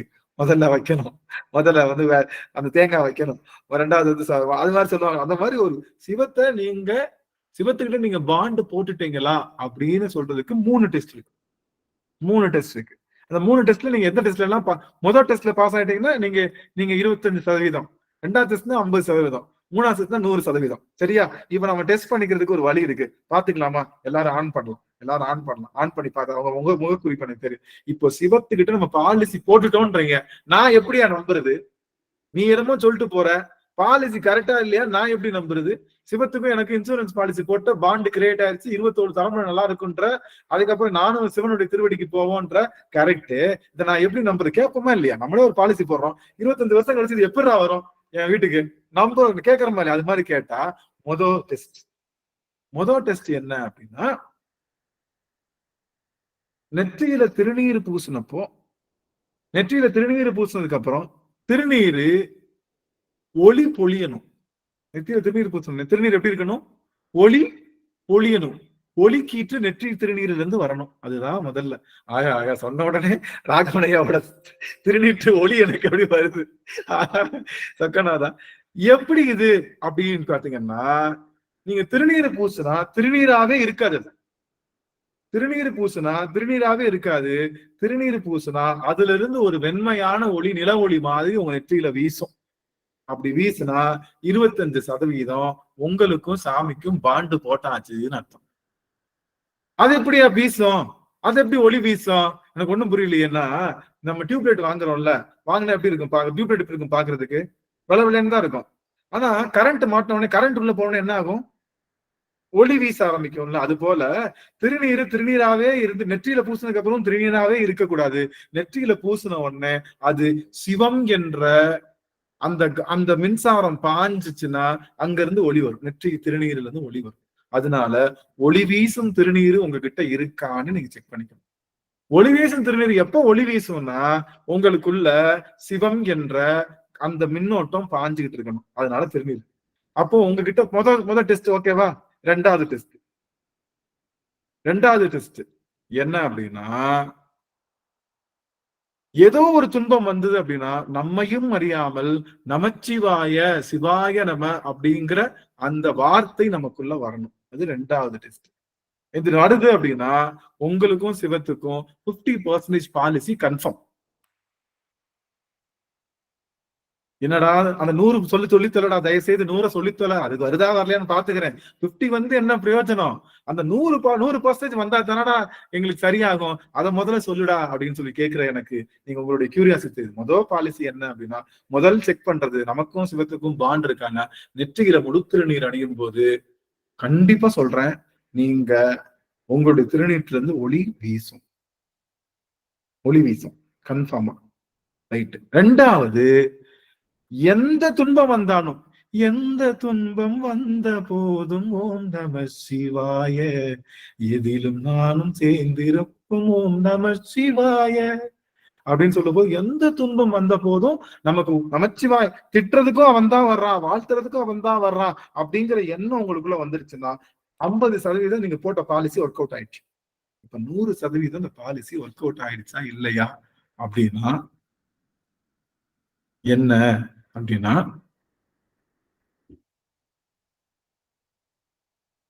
சிவத்தை யாரா ஒருவர் சொல்லும் போது, சிவத்தினுடைய அருமைகளை யாரோ ஒருவர் சொல்லும் போது, ஏதோ ஒரு இடத்துல மனம் நெகிழ்ந்து கண்கள்ல லேசா ஒரு கீற்று கண்ணீர் வருது அப்படின்னா, ஒரே ஒரு கீற்று, பெருசாலாம் புதக்குன்னு வர தேவையில்லை. சாமி எனக்கு கண்ணீர் புதன்னு அப்படியே கண்ணுல ஒரு சொட்டு அப்படி எந்திரிச்சு உள்ள போயிடுச்சு அப்படின்னா உங்களுக்கும் அவனுக்கும் 100% பாண்டு கன்ஃபார்ம். பிரேமாவா பாஸ்ட்டாங்க. பிரேமாவா 100% பாண்டு கிரியேட் ஆயிடுச்சுன்றாங்க. தென்னா முன்னா என்னும் சொல்லும் போது தீசேர் மெழுகு ஒப்பாகி காதலாகி கசிந்து கண்ணீர் மல்குகின்ற ஆற்றல் உங்களுக்கு வருதுங்க. அப்பான்னு சொல்லும் போது, சிவனே, சொக்கநாதா, பட்டீஸ்வரா, நடராஜா, தாகேசா, ஆரூரா, அம்பலவா, ஆருயிரே, சிவமே, சிரமே, சித்தா, சீரா, அழகா, அன்பா என்றெல்லாம் சொல்லும் போது அப்படி மேல் கூச்சிருந்து கண்கள்ல லேசா ஒரு சொட்டு கண்ணின் ஊற தொடங்கினாலும் நீங்க 100% பாஸ். 100% உங்களுக்கும் சிவபெருமானுக்கும் இன்சூரன்ஸ் பாண்டு போட்டாச்சுன்னு. சரி, இன்சூரன்ஸ் பாண்ட் போட்டாச்சு இல்ல, கையெழுத்து போடணும்ல, போட்டாச்சு. கடைசி சைனிங் அத்தாரிட்டி போட்டு ஸ்டாம்ப் வாங்கணும்ல, ஸ்டாம்ப் வாங்கக்கூடாது. இன்சூரன்ஸ் பாண்ட் போட்டுட்டோம், இப்ப சைன் போட்டு அங்க ஸ்டாம்ப் வாங்கினாதான் அந்த பத்திரம் செல்லும். அப்படிதானே? தெரியுமா தெரியாதா? இன்சூரன்ஸ் பாண்டு நீங்க சைன் போட்டு அங்க அந்த ஆபீஸ்ல போய் ஸ்டாம்ப் வாங்கிட்டாதான் பத்திரம் செல்லும். அந்த ஸ்டாம்ப் என்ன அப்படின்னா, அந்த ஸ்டாம்ப் என்னன்னா, உங்க வாழ்க்கையில என்னைக்காவது ஒரு நாள் ஒரே ஒரு வேளை சிவனடியார்களுடைய திருவடியில வீழ்ந்து வணங்கி அவர்களுக்கு உணவு அளிச்சிருந்தீங்க அப்படின்னா ஸ்டாம்ப் பாண்டு கன்ஃபார்ம். என்னைக்காவது ஒரு நாள் யாரோ ஒருத்தர் சிவனடியாருக்கு திருவடி வீழ்ந்து வணங்கி அவர்களுக்கு உணவு அளிச்சிருந்தீங்கன்னா ஸ்டாம்ப் கன்ஃபார்ம். ஆக இப்ப சொல்லுங்க, உங்களுக்கும் சிவனுக்கும் உள்ள பாலிசி 100% இருக்கா இல்லையா? அது நீங்க சொல்ல, பாண்டோட ஸ்டாம்போட இருக்கா இல்லையா? நீங்க தான் சொல்லணும். ஸ்டாம்போட இருக்கு சாமி. அவ்வளவுதான். இதுதான் நெற்றியிலே திருநீரு பொழிய வேண்டும். நெற்றியிலே திருநீரு பொழிய வேண்டும். நாவிலே நமச்சிவாய என்ற நாமம் பெருக வேண்டும். நெற்றியிலே திருநீரு பொழிய வேண்டும். நாவினிலே நமச்சிவாய என்ற திருநாமம் வழிய வேண்டும். கண்களிலே கண்ணீர் மழை அருவியாக பொழிய வேண்டும். அடியார்கள் திருக்கூட்டத்திலே இணைந்து உருக வேண்டும். இதுதான் நம்ம பெருமான்ற நம்ம கேட்கக்கூடிய விண்ணப்பமே. இது ஒரு முறையேனும் வாழ்க்கை நிகழ்ந்துச்சுன்னா, டெய்லி நிகழல சாமி, ஒரு காலத்துல நிகழ்ந்துச்சு, இப்ப எனக்கு அது வாய்ப்பு இல்லைன்னா ஒரு காலத்துல முடிஞ்சு போச்சு, அவ்வளவுதான். அவங்களுக்கும் பெருமானுக்கும் பாண்டு கன்ஃபார்ம் தான். அதுதான் சாமி, எனக்கு ஒரே ஒரு நாள் தான் பண்ண முடிஞ்சிச்சு, ரைட்டு, கன்ஃபார்ம். எங்க ஒரு நாள் பண்ணிட்டு நீங்க பண்ண முடியாம போயிட முடியுமா? நீங்க தப்பிச்சிட முடியுமா? ஒரே ஒரு நாள் நீங்க அதை பண்ணிட்டீங்கன்னா இது அடிக்ஷன் தானே, இது ஒரு அடிக்ஷன் தானே. உண்மையான போதை, சிவபோதை என்பது எல்லா போதைகள்லையும் விட சிறந்தது. அதனாலதான் சிவபெருமான வழிபாடு செய்கின்ற அகோரிகள்லாம் இருக்காங்க இல்லையா, மத்தவங்க எல்லாம், அவங்க என்ன பண்ணுவாங்க, அந்த போதை வஸ்துக்களை எடுத்துட்டு சிவத்தை பண்ணுவாங்க. உங்களுக்கெல்லாம் போதை வஸ்தை எடுத்துத்தான் சிவத்தை போதையை அனுபவிக்க முடியும். எங்களுக்கு திருவாசக சிந்தனைக்குள்ள வந்தாலே சிவபோதை தானால ஏறி அவனுக்காகவே அகமுருகி, அவனுக்காகவே மகிழ்ந்து, அவனுக்காகவே உருகி வழிகின்ற ஆற்றலை நாங்கள் பெறுகின்றோம் அப்படிங்கிற ஒரு நிலைக்குள்ள நாம இப்படி சொல்லி இதை நிறைவு செய்ய போறோம். இப்ப நம்ம போக வேண்டிய இடம் 20வது பாடல். மாயேற ஆரி ஆற ஏறி மதுரை நகர் புகுந்தருளி அப்படிங்கிற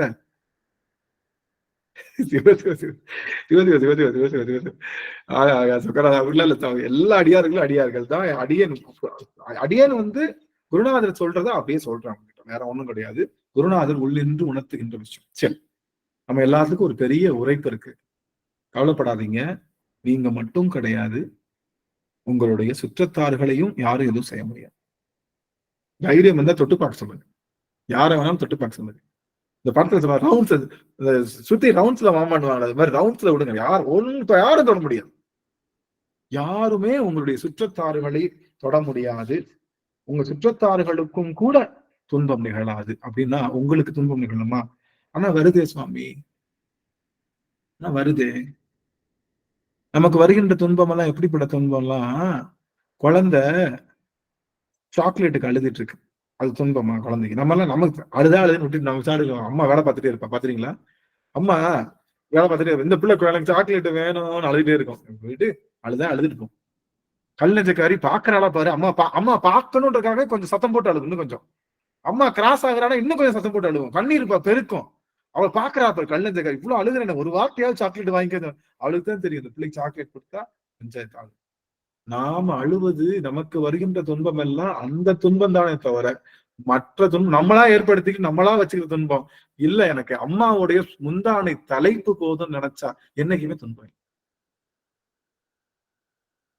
என்னைக்குமே அம்மாவோட முந்தானை தலைப்பை பிடிச்சுக்கிட்டான், என்ன வேணும், அவ எங்க வேணாலும் போவா, கூடயே போவோம், பார்ப்போம், பார்த்துக்குவோம், அவ்வளவுதான். அவ காணுகின்ற உலகத்தையும் அவ செய்கின்ற அத்தனை செயல்களையும் பார்ப்போம் அப்படின்ற எண்ணம் வந்ததுன்னா நமக்கு எப்பொழுதுமே துன்பம் இல்லை.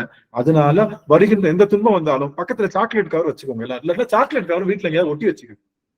சாக்லேட் கவர் ஒட்டி வச்சுக்கோங்க வீட்டுல. யாராவது வந்து கேட்டாங்கன்னா எங்க ஐயா இதுதான் சொல்லி கொடுத்தாரு, உங்களுக்கு துன்பம் வந்தா சாக்லேட் கவரை மட்டும் பாருங்க. சாக்லேட் கவருக்காகத்தான் நம்ம அழறோம். நாம் அழுகின்ற ஒவ்வொரு கண்ணீரும் இந்த குழந்தை சாக்லேட் கவருக்கு அழுவது போலத்தானே தவிர வேற எதுவும் இல்ல. பெருமான் என்னை நல்லா படைச்சிருக்கான், இறைவன் என்னை நன்றாக படைத்தனன், தன்னை நன்றாக தமிழ் செய்யுமாறே. அவனை வணங்குறதுக்கு தான் நம்மளை படைச்சிருக்கான். அவனை அனுபவிச்சு இந்த உடம்ப வெளி விடுறதுக்காகத்தான் படைச்சிருக்கான். நாம சாக்லேட் கவரை அனுபவிக்கணும். நானு சப்போஸ் வீட்டுல ஒரு ஃப்ரேம்ல கூட ஒரு 5 ஸ்டாரை வந்து 5 ஸ்டார் சாக்லேட்டோ ஏதோ ஒரு கவரை உள்ள வச்சு ஒரு ஃப்ரேம் போட்டு வீட்டுல மாட்டுங்க. சிவபெருமானை நீங்க பார்க்க வேணாம், 5 ஸ்டார் கவரை மட்டும் பார்த்தா போதும். சாக்லேட் கவரை பார்க்கும் போதெல்லாம் சி இதுக்கா அழுகுறோம், சி பேசாம. சிவத்தை வழிபாடு பண்ண முடியலையா, சிவத்தை நினைக்க முடியலையா, சிவனடியார்கள்ட்ட போக முடியலையா, அதுக்கு வருத்தப்படலாம். ஐயோ போக முடியல.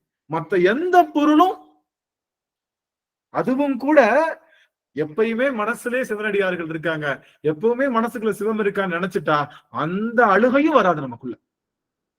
அப்படிங்கறனால என்றும் இன்பமே என்னாலும் துன்பம் இல்லை. யார் சொன்னா? யார் சொன்னா? இன்பமே என்னாலும் துன்பம் இல்லை. திருநாவுக்கரசு பெருமான் சொல்றாங்க. நாவுக்கரச பெருமான் சொல்றாரு. ஏங்க, நாவுக்கரச பெருமான் சொல்றாரு, இன்பமே என்னாலும் துன்பம் இல்லைன்றார். இன்பமே என்னாலும் மட்டும் சொல்லலாம்ல.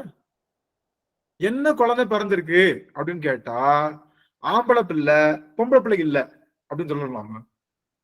என்ன குழந்தை பிறந்திருக்குன்னு கேட்டா என்ன சொல்லணும்? ஆம்பளை பிள்ளை பொம்பளை பிள்ளை இல்ல அப்படின்னு சொல்ல தேவையா? சொல்ல தேவையா? இன்பமே என்னாலும் சொல்லிட்டு போயிருக்கலாம். ஏன் துன்பம் இல்லைன்னு சொல்லணும்? ஏன் அவர் துன்பம் இல்லைன்னு சொல்லணும்? இன்பமே என்னாலும், ஒரே ஒரு நிமிஷம் மட்டும் அடியார்கள் ஆன் பண்ணிக்கலாம். இன்பமே என்னாலும் சொல்லிட்டு போனா முடிஞ்சு போச்சு. துன்பம் இல்லைன்னு ஏன் சொல்லணும்? ஆம்பளை பிள்ளை பிறந்திருக்குன்னு சொன்னா மட்டும் போதும், அது பொம்பளை பிள்ளை இல்லைன்னு சொல்லணுமான்னு கேட்டேன். சொல்லணுமா? சொல்ல தேவையில்லை. ஆம்பளை பிள்ளைன்னு மட்டும் சொன்னா போதும். ஆப்வியஸா அது பொம்பளை பிள்ளை இல்லை. ஆனா நம்முடைய நாவுக்கரச பெருமான் இன்பமே என்னாலும் துன்பம் இல்லைன்னு ஏன் சொல்றாருன்னா இந்த உலகத்துல நீ வாங்குற எல்லா இன்பத்துக்கும் துன்பம்ன்ற ஒரு கொசுறு இருக்கு. நீ உலகத்துல எந்த பொருள் வாங்கினாலும், இன்ப பொருள் வாங்கினாலும் துன்பம் தன்னால வந்துடும். இந்த எக்ஸாம்பிளுக்கு புண்ணு இருக்கும், சுத்தி அரிக்கும். சில சமயம் புண்ணு ஆற போகுதுன்னு வச்சுக்கோங்க, சுத்தி என்ன பண்ணும்? அரிக்கும். சொரிஞ்சா எப்படி இருக்கும்? சொரிஞ்சா எப்படி இருக்கும்? சுகமா இருக்கும். சுகமா, இன்பமா இருக்கும். சொரிஞ்சா சுகமா இருக்கும். ஆனா அப்புண்ணு சரியா முட்டின்னு வச்சுக்கோங்களேன், சரியா போயிடும். ஆனா நம்மளே அறியாம சொரிய வச்சிரும். சொரிஞ்சா சுகமா இருக்கும், அப்படி சொரிஞ்சிருவோம். சொரிஞ்சதுக்கு அப்புறம் அப்படியே சொரிஞ்ச இடத்துல என்ன வந்துடும்? அப்படியே ரத்தம் வந்து திரும்ப புண்ணு பெருசாயிடும். ஒரு சாதாரண சொரியிற சுகத்துக்கே ஒரு துன்பம் வருது, அந்த இன்பத்துக்கே ஒரு துன்பம் வந்துருது. நீங்க எந்த இன்பம் வேணாலும் உலகத்தை எடுத்துக்கோங்க, எந்த இன்பம் எடுத்தாலும் அது கூடவே நாணயம் மாதிரி ஒரு பக்கம் இன்பம் இருக்கும், ஒரு பக்கம் திரும்பி பார்த்தா துன்பம் இருக்கும். நீங்க துன்பம் இல்லாத இன்பத்தை இந்த உலகத்துல வாங்கவே முடியாது. 100%. ஆனா ஒரே ஒரு இன்பம் இருக்கு, அதுக்கு துன்பமே இல்லை. அது என்ன இன்பம்னா சிவ இன்பம் தான். அதனாலதான் சிவ இன்பத்துக்கு எப்படி சொல்லணும்? இன்பமே என்னாலும் துன்பம் இல்லைன்னு சொல்லணும். அதனால சொன்னார். எப்படின்னு பாருங்க, அதனால சொன்னார் சிவ இன்பத்துக்கு மட்டும்தான் ரெண்டு பக்கமும் திருப்பினா என்னதான் இருக்கும்? ரெண்டு காயினும் இன்பமா தான் இருக்கணும். மித்த எந்த இன்பம் வாங்கினாலும் துன்பம் வாங்கினா இன்பம் இலவசம், இன்பம் வாங்கினா துன்பம் இலவசம் அப்படின்றது நமக்கு. அதனால சிவ இன்பத்தை தவிர இந்த உலகத்துல எந்த இன்பமும் இன்பம் அல்ல, துன்பம் தான். அது துன்பம் கலந்ததுதான். அதனால அவனை சிவனுடைய இன்பம் மட்டும்தான் அப்பலுக்கற்ற அக்மார்க் இன்பம், இது எல்லாமே கலப்படம் தான். அதனால அப்படி சொல்றாங்க என்று சொல்லி, அதனால சிவபெருமானை வழிபாடு செய்கின்ற உங்களுக்கு இன்பமே என்னாலும் துன்பம் இல்லை, இன்பமே என்னாலும் துன்பம் இல்லை. அது நல்லா தெரியும், ஆழமா படிச்சோம். சரி, பாடலாமா? இன்னைக்கு பாடலாமா? மாவார ஏரி மதுரை நகர் புகுந்தருளி தேவார்ந்த கோலம் திகழ பேருந்துரையான் கோவாகி வந்தம்மை குற்றேவல் கொண்டருளும் பூவார் கடல் பரவி பூவல்லி கொய்யாமோ, பூவார் கடல் பரவி பூவல்லி கொய்யாமோ. அடியனுக்கு ஆனந்த பெருக்கு, பூவல்லி என்னைக்கு முடிக்க போறோம் அப்படின்னு. உன்னால முடிச்சிட்டோம். இந்த பூவல்லி பாட்டு முடியுதோ இல்லையோ, எங்க அடியார்களுடைய மனசுல 1000 கோடி யுகங்களாக இருந்த அந்த மாயை 0.1% குறைந்திருந்தாலும் கூட அது அடியேன் செய்த, குருநாதர் மூலமாக செய்த சிறந்த சிவபூசையாக கருதும். ஏன்னா இதுல இப்படி பண்ணலாமோ அப்படி பண்ணலாமோன்னு பல சமய பிரச்சாரங்களும், பல சமயவாதிகளும், பல குருமார்களும், பல சொற்பொழிவாளர்களும் தவறான சர்க்குலையே சொல்லி கொடுக்கிற இடத்துல இப்படியும் வழிபாடு செய்யலாம், இப்படியும் இருக்கலாம், இது கூட மாயத்தான், சிவன் அடியார்கள் கூட மாயைத்தான், சிவனுடைய எண்ணம் கூட மாயைத்தான், எல்லாரையும் நீக்கி நம்ம வருகின்ற ஆற்றல் தான் நமக்கு உண்மை என்று நிதர்சனமான உண்மையை செய்திருக்கார். அந்த ஒரு நினைப்பு மனசுக்குள்ள வரும்போது ரொம்ப சந்தோஷமாக ஆக ஆக எத்தனை சிவபூசை, எத்தனை சிவபூசை. அப்படியே இந்த ஒரு செய்தி மட்டும் சொல்லிட்டு திரும்பியும் ஒழுக்க போறேன். இந்த ஒரு செய்தி மட்டும். எனக்கு இந்த பாட்டு நான் பாடுறேன், நீ பாடுற அப்படின்னு சில பேர் சொல்லுவாங்க. நான் பாடுறேன் சாமி அது மாதிரி சொல்றப்ப எனக்கு என்னங்க உங்க என்னாச்சு இந்த மாயிலிருந்து நீங்காம இருக்காங்களே இல்ல என்ன நிறைய பாடியிருக்காங்க, இங்க பாடணும் அவசியம் இல்லை, ஆனா இப்படி யோசிக்கிறாங்களே அப்படின்ற எண்ணம் இருந்தது எனக்குள்ள. அடியனுக்கு இதுல வாய்ப்பு எது சிவராத்திரி அப்போ இங்க உள்ள எம்பசியில வாய்ப்பு, நீங்க பேசலாம், உங்களுக்கு வந்து ஒரு பாடுறதுக்கு நாங்க ஒரு ஸ்லாட் கொடுக்குறோம் அப்படின்னு சொன்னாங்க. சரின்ட்டு போயாச்சு. அந்த வடிவேலு வந்து பாத்தீங்கன்னா அந்த டிக்கெட் எடுத்துருவோம். அப்படி அந்த இவரு கிராஸ் பண்ணி போவோம். அப்படி நம்ம கண்டக்டர் போறப்பெல்லாம் சார் அந்த பேலன்ஸ், சார் அந்த பேலன்ஸ், சார் அந்த பேலன்ஸ் கேட்டு இருப்போம். அப்படி அந்த மாதிரி அங்க போயாச்சு. என்னைக்குமே அந்த எண்ணம் அடியன் எப்பொழுதுமே வச்சுக்கிட்டது இல்லை. நிறைய திரளான ஜனங்கள் எல்லாம் வந்திருந்தாங்க, நிறைய மக்கள் எல்லாம் வந்திருந்தாங்க, வேற வேற மொழிகள் பேசுபவர்கள் எல்லாம் வந்திருந்தாங்க. அடியன் வந்து எல்லா மொழிக்கும் சமமான ஒரு விஷயங்கள் எடுத்து நிறைய விஷயங்கள் சொல்லலாம். எனக்கு ஒரு 5 நிமிடம் கிடைச்சா போதும் அந்த இடத்துல அடியவர்களுக்கு சிவகதையை விதைச்சிடலான்னு அடியன் பல முறை முயற்சி செய்தோம். அடியனுக்கு வாய்ப்பு கிடைக்கல. அந்த வாய்ப்பு கிடைக்காதப்ப அடியன் எப்படி துவண்டு போனேன் அப்படின்னா, அது அன்னைக்கு ரொம்ப துவண்டு போனேன். ஆனா அப்படி துவளும் போதுதான் நான் நினைச்சேன், ஏண்டா இந்த இடத்துல பேசணும்னு அவசியம் இல்லை, நீ எவ்வளவோ பேசிட்டேன், எவ்வளவோ இடத்துல பேசிட்டேன். அடியார் பெருமக்களை நீ கொஞ்சம் தப்பா நினைச்சிட்டே இல்ல, அவர்கள் எல்லாம் பாடணும்னு நினைக்கிறது இன்னைக்கு நீ செஞ்ச இல்லையா? எத்தனை இடத்துல பேசினாலும் இந்த இடத்துல பேசணும்னு உன்னுடைய உள்ளம் தவிக்கிறது போல எங்க அடியார் பெருமக்கள், சிவபெருமான் என்கிட்ட சொன்னது, எங்க அடியார் பெருமக்கள் எத்தனை இடத்துல பாடினாலும் இங்கேயும் பாடணும்னு நினைப்பாங்க, அவங்கள நீ நினைச்சது தப்பு, அதனால இன்னைக்கு உனக்கு இந்த பரிசு.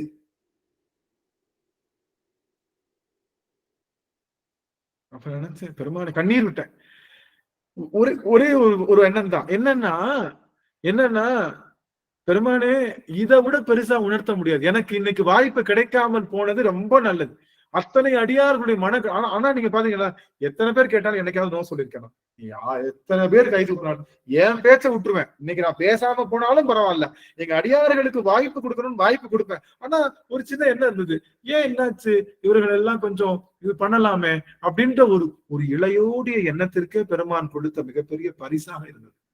நினைச்சு பாருங்க, எவ்வளவு பெரிய மாயை நீக்கி இருக்கான் பாருங்களேன். ஒரு பிரைட் இருந்தது இல்ல, ஒரு பெருமை இருந்தது.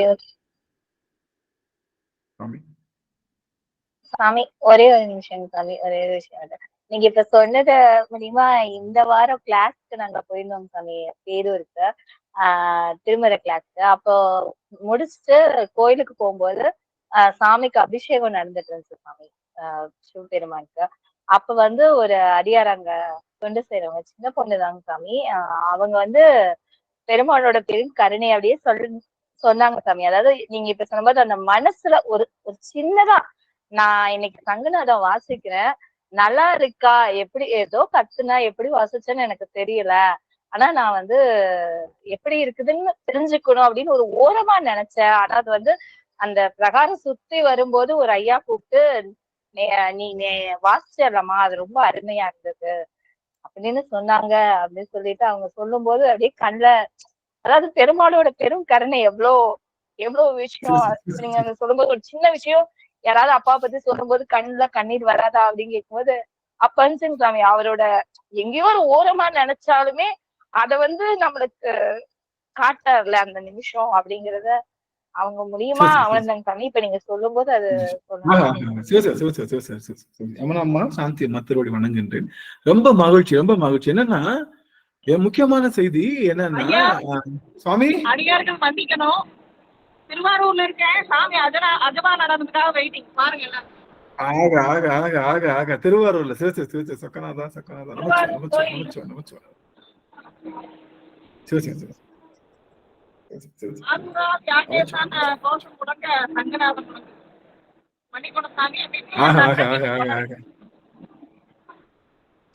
நல்லதுங்க சாமி, நல்லது நல்லது.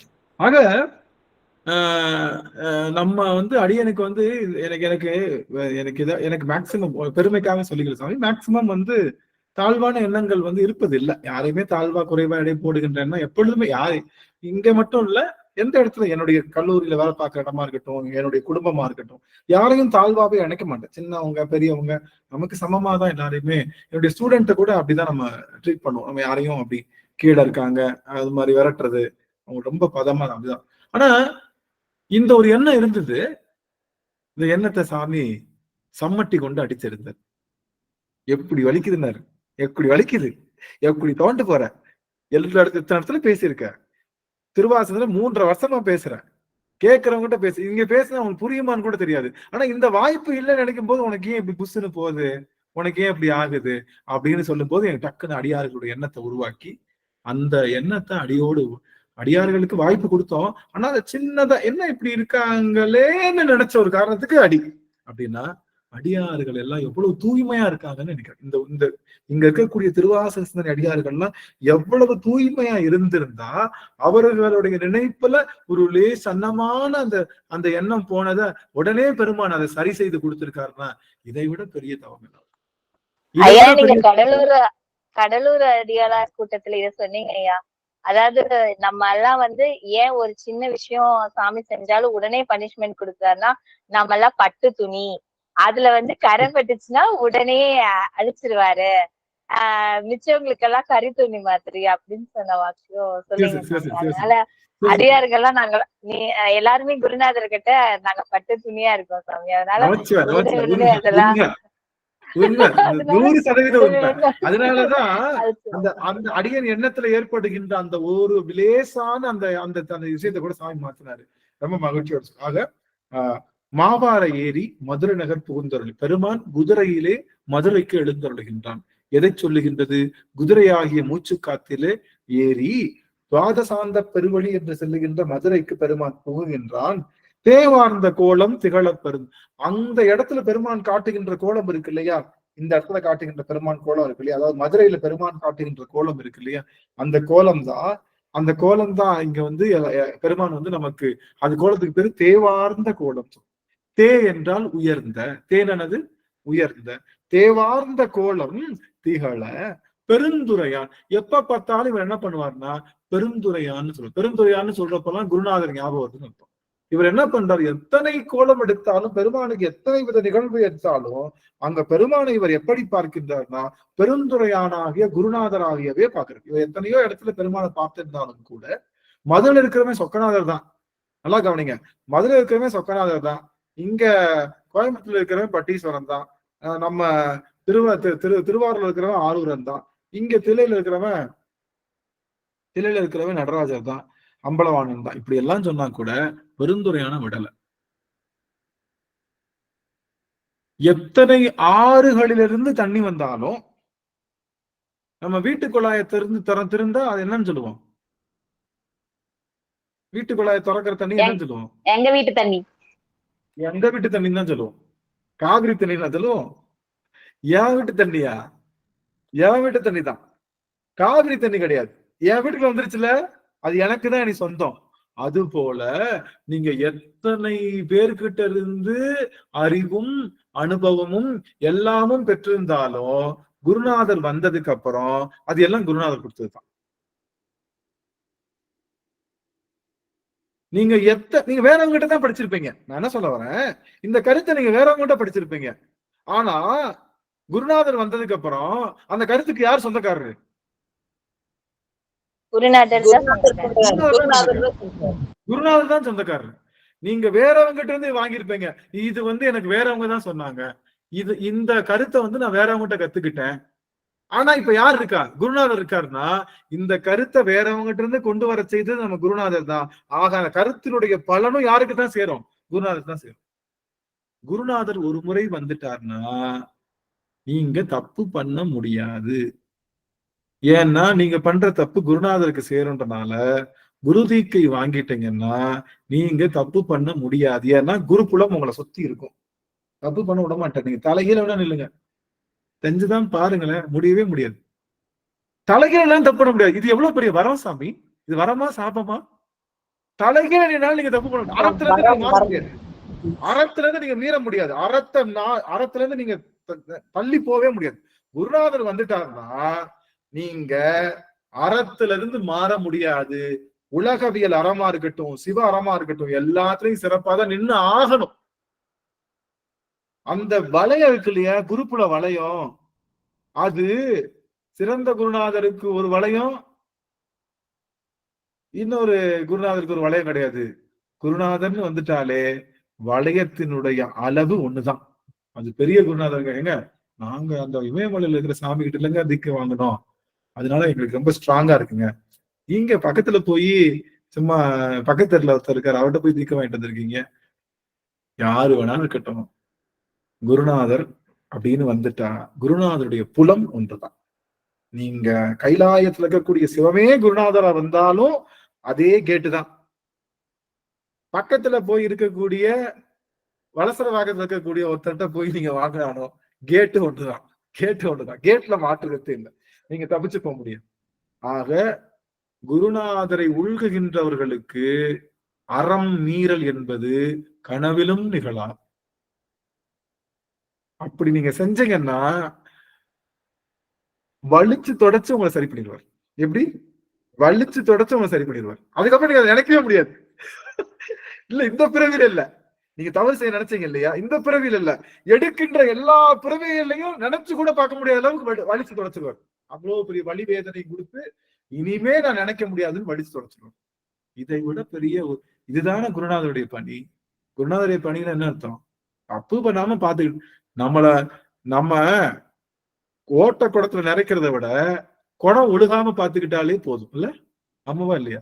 ஓட்ட குடத்துல கொண்டு போய் நல்லா நிறைச்சுக்கிட்டே இருக்கிறத விட ஒரே ஒரு கப்பு தண்ணி ஊத்தி அதை ஒழுகாம பாத்துக்கிட்டாலே போதும். அது போல சிவபெருமான் இத்தனை பிறவியில நம்ம எத்தனை புண்ணியம் பாவம் செஞ்சு போட்டு ஓட்ட குடத்துல ஒழுக வச்சோம், அவர் ஓட்டையெல்லாம் அடைத்து ஒழுகாம பாத்துக்கிட்டு இந்த ஒரு பிறவியிலேயே நம்மளை பூரணத்துவமாக்கிறார். அவருடைய வேலை ஓட்டை அடைக்கிறது தான். அடைச்சிட்டாருன்னா இந்த ஒரு பிறவியிலேயே பூரணத்துவம் பெற்றுவோம். எத்தனை பிறவி எடுத்தும் பூரணத்துவம் தரல. காரணம் என்ன? புலன்கள் வழியாக நாம் விட்ட அத்தனை விஷயங்கள் புலன்கள் வழியா போயிடுச்செல்லாம். ஆனா இந்த ஒரு பிறவியில புலனடக்கத்தை கொடுத்து அறத்துல நிக்க வச்சு எல்லாம் சரி பண்ண சொல்லி நமக்கு பார்க்கும் போது அறம் செய்யறதுனால என்ன நிகழும்? இந்த ஒரு செய்தி. பெருமான் தேவார்ந்த கோலமாக வந்தா இந்த கோவாகி வந்தமை குற்றேவல் கொண்டரலும். 10 நிமிஷம் முடிச்சிடலாம். அறம் செய்யறதுனால என்ன நிகழும்? இது ரொம்ப முக்கியமான செய்தி. எல்லாரும் ஆன் பண்ணியே ஆகும், வேற வழியே இல்லை. எல்லாரும் தூங்குறவங்க, ஹெட்செட் போட்டிருக்கவங்க, அங்கிட்டு பார்த்துட்டு இருக்கிறவங்க, வாயில இட்லி வச்சிருக்கிறவங்க எல்லாரும் ஆன் பண்ணியே ஆகணும், வேற வழியே கிடையாது. 34 பேரும் ஆன் பண்ணியே ஆகணும். சிறப்பு சிறப்பு சிறப்பு. உங்க வீடியோ ஆன் பண்ணி எத்தனை அறம் செய்யறதுனால என்ன நிகழும் நமக்குள்ள அப்படின்னா முக்கியமான செய்தி. அறம்னா என்ன?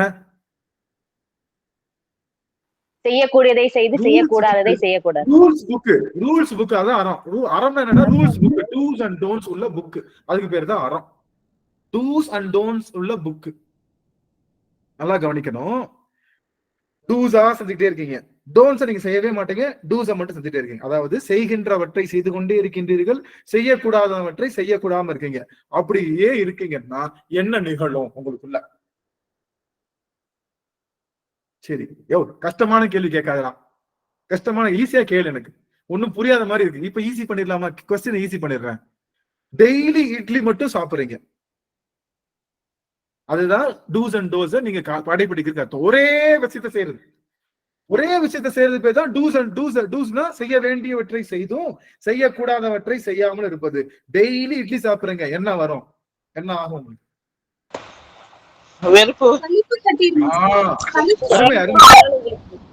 வெறுப்பு வரும்ன்றதை விட சலிப்பு வரும். புரியுதுங்களா? முக்கியமான செய்தி இதுதான். இது சொல்றதுக்காகத்தான் அவங்க கிட்ட தவம் செய்து காத்திருந்தேன். அடியார்கள் 2 நிமிடம் மட்டும் அவங்க காதை என்கிட்ட கொடுக்கலாம். என்னன்னா, தொடர்ந்து அறம் செய்து கொண்டே இருந்தா என்ன வரும்னா சலிப்பு வரும். எதுல சலிப்பு வரும்? எதுல சலிப்பு வரும்? சாப்பாட்டுல சலிப்பு வரும். சாப்பாடுன்றது நம்மளுடைய ஒரு நுகர்வு. நுகர்வுல சலிப்பு வந்தா என்ன ஆகும்? வேணாண்டான்னு தோணும். வேணாண்டான்னு தோணும். அப்ப வேணான்னு தோணுவதுக்கு பிறகு பற்றறுத்தல். அப்போ அறம் யாரெல்லாம் செய்கின்றார்களோ அவர்களுக்கு பற்று நீங்கிறோம். அறத்தில் நினைக்கிறா பற்று தானா நீங்கிறோம். எடுத்துக்காட்டா சொல்லலாமா? இன்னைக்கு இட்லி சாப்பிடுறேன், நாளைக்கு நாளைக்கு தோசை சாப்பிடுறேன், நாளை கழிச்சு சப்பாத்தி சாப்பிடுறேன், நாளை கழிச்சு எங்க டாக்டர் சொல்லியிருக்காரு பாதுஷா சாப்பிடக்கூடாதுன்னு, அதையும் சாப்பிடுறோம். அப்போ டூஸ் அண்ட் டோன்ஸ மாத்திக்கிட்டே இருக்கேன். என் வாழ்நாள்ல எனக்கு சலிப்பு வருமா? என்னுடைய எண்ணம் இன்னும் மாறி மாறி மாறி போயிட்டே இருக்குமே தவிர அந்த வாய் நுகர்வுல சலிப்பு வராது.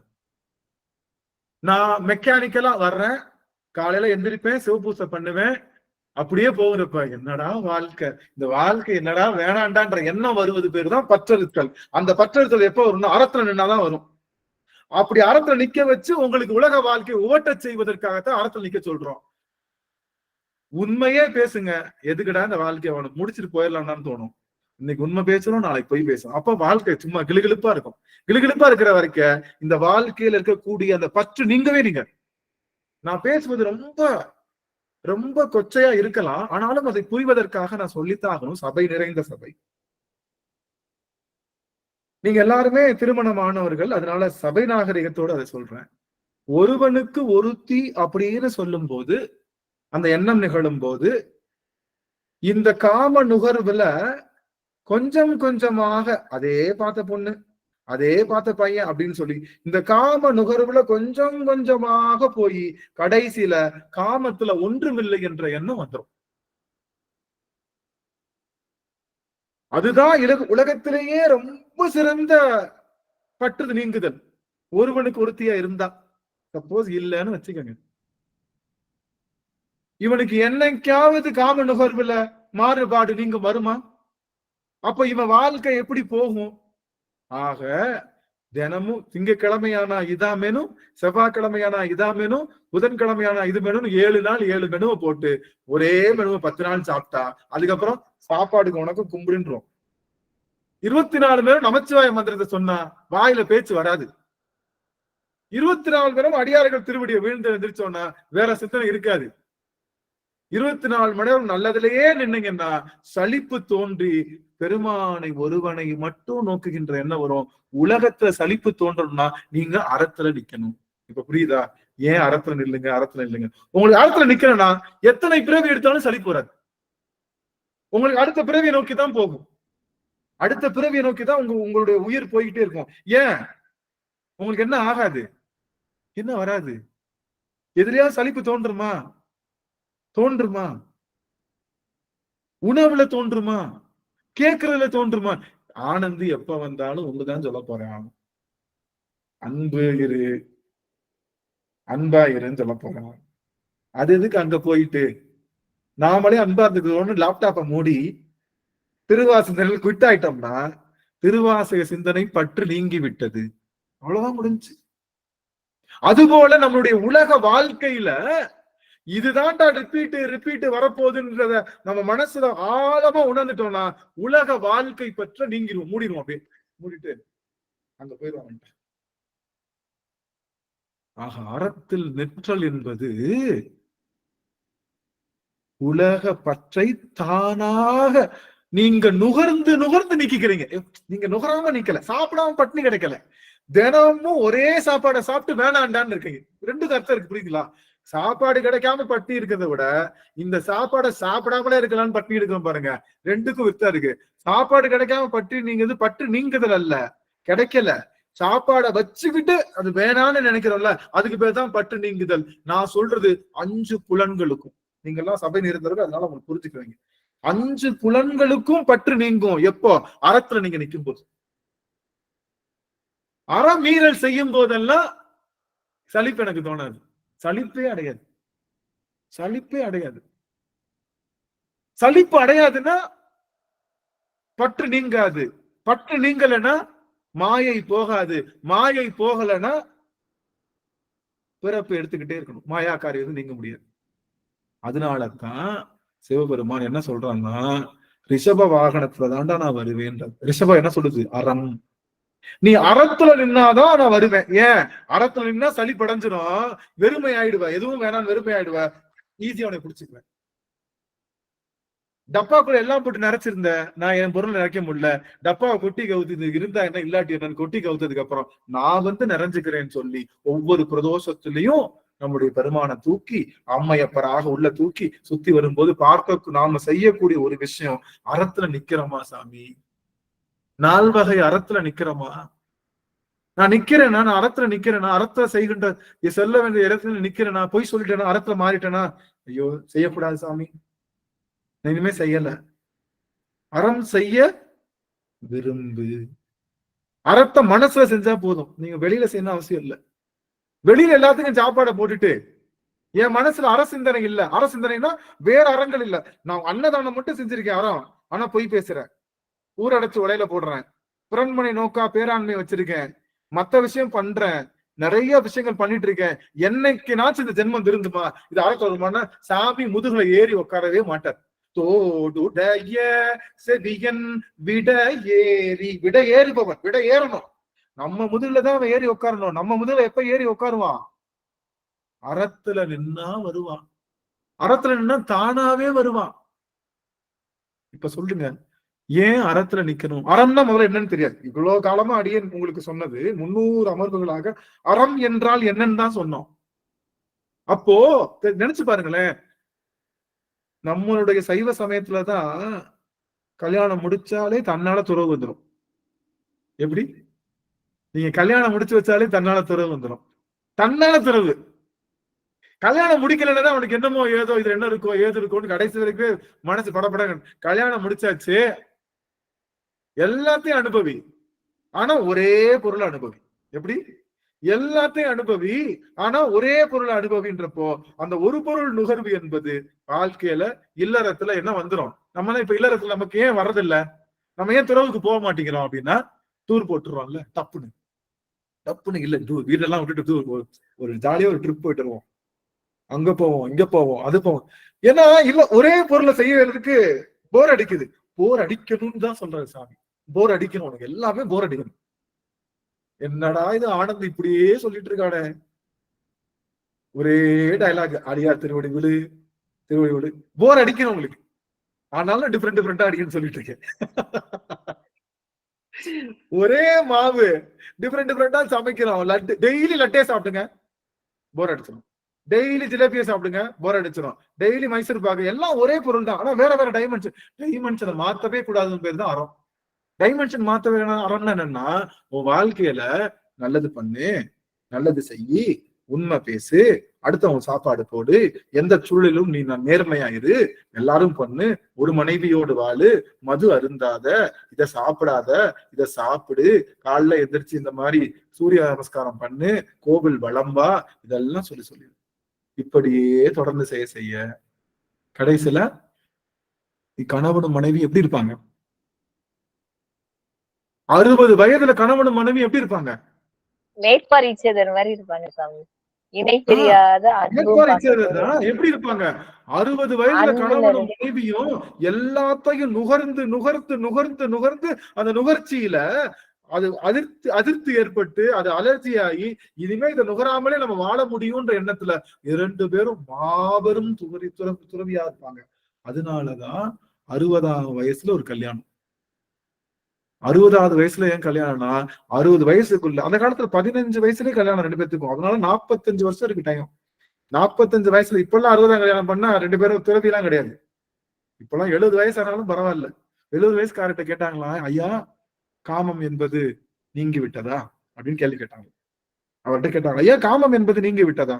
அவர் சொன்னாரா, உடல் அளவில் மட்டும். அவர் என்ன சொன்னாரா? உடல் அளவில் மட்டும், மனசுல போலையா. அப்போ என்ன வாழ்க்கை வாழலன்னா, அறம் வாழ்க்கை வாழல. அறம் வாழ்க்கை வாழ்ந்திருந்தா 60 வயசுல உங்களுக்கு அத்துரும் எல்லாமே. பொண்ணு, பொருள், சுற்றம், பந்தம் எல்லாம் அத்துரும். எனக்கு என் காலில் யாரு விழுந்தாலும் எனக்கு ஒண்ணும் தெரியாது. சரி, இப்ப 70 வயசுக்காவது வரணுமே. 80 வயசு, 90 வயசுல பாட்டி உன்னோட ஆசை என்ன அப்படின்னா, ஒன்னும் இல்ல, என் பேத்தியோட பேரன் கல்யாணத்தை பார்த்துட்டு போறதுதான் என் ஆசை அப்படின்னு சொன்னாங்கன்னா, அப்போ பார்த்தாச்சுப்பா, எல்லாமே பார்த்தாச்சு, எல்லாம் பார்த்தாச்சு. நுகர்வுல எனக்கு அதிருப்தி ஏற்பட்டுருச்சு. ஒரே பொருள், காலைல எந்திரிச்சா எங்க வீட்டுக்காருக்கு சமையல், எங்க பிள்ளைகளுக்கு சமையல், போனோம். வீடு வாங்கணும்னு நினைச்சோம், வீடு வாங்கிட்டோம். பிள்ளைங்களுக்கு கல்யாணம் முடிக்கணும்னு நினைச்சோம், கல்யாணம் முடிச்சிட்டோம். பேரம்பேத்தி எடுக்கணும்னு நினைச்சோம், பேரம்பேத்தி எடுத்துட்டோம், எல்லாம் பண்ணியாச்சு. 2 பேரும் இன்பமா வாழ நினைச்சோம், எத்தனையோ நாள் இன்பமா வாழ்ந்துட்டோம். அவ்வளவுதான் போதும்னு சொல்லிட்டு 2 பேருக்குள்ளயும் எந்த எதிர்பார்ப்பும் இல்லாம, யார்கிட்ட எந்த எதிர்பார்ப்பும் இல்லாம, கணவன் கிட்ட கூட கிடைக்கக்கூடிய எதிர்பார்ப்பும் 2 பேரும் வாழ்கின்ற வாழ்வுக்கு பேரு சிறந்த துறவு வாழ்க்கை.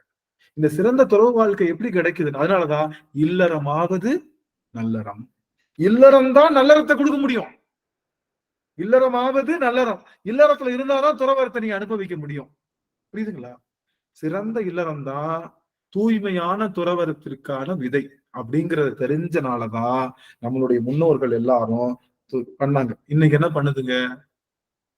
10ஆம் கிளாஸ்லயே இந்த பிள்ளைக்கும் அந்த பிள்ளைக்கும் அஃபேரு, 12ஆம் கிளாஸ்ல வேற அஃபேரு, கல்யாணம் பேசி முடிச்சது ஒருத்தனுக்கு, பேசி முடிச்சதுக்கு அப்புறம் கல்யாணம் முடிச்சது ஒருத்தனுக்கு, 2 வருஷத்துல பாண்டு பிரேக் ஆகி லிவிங் டுகெதரு, அதுக்கப்புறம் பாண்டு பிரேக் ஆகி நாங்க இண்டிவிஜுவல் பேரண்ட்னு சொல்லி கலாச்சாரம் போச்சுன்னா எங்கேயாவது இவர்களிடம் உண்மை துறவு ஏற்படுமா?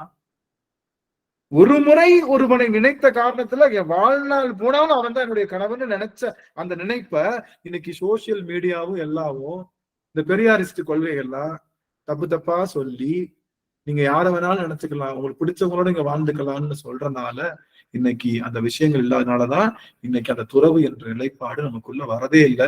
90 வயசானவர் மங்கேற்கரசி அம்மா ஏதோ கரம் ஏற்றிருக்காங்க. சுவாமி அம்மா ஏதாவது சொல்ல வரீங்களா? சரி. ஆக நான் சொல்றது புரிஞ்சுதுங்களா? இப்ப உங்களுக்கு நல்லா தெளிவா இருக்கும். எனக்கு வேர்த்து விளவெடுத்துருச்சு இதை சொல்றதுக்குள்ள. எனக்கு இதை சொல்லணும்னு பல காலம் காத்திருந்தேன்.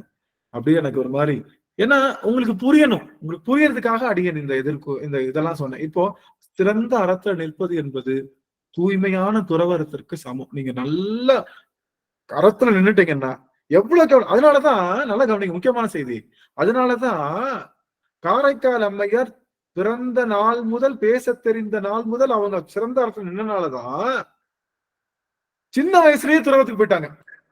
அவ்வளவுதான், ஒண்ணுமே இல்லடா, ஒண்ணுமே இல்ல. எங்க வீட்டுக்காரருக்காகத்தான் இருந்தேன்.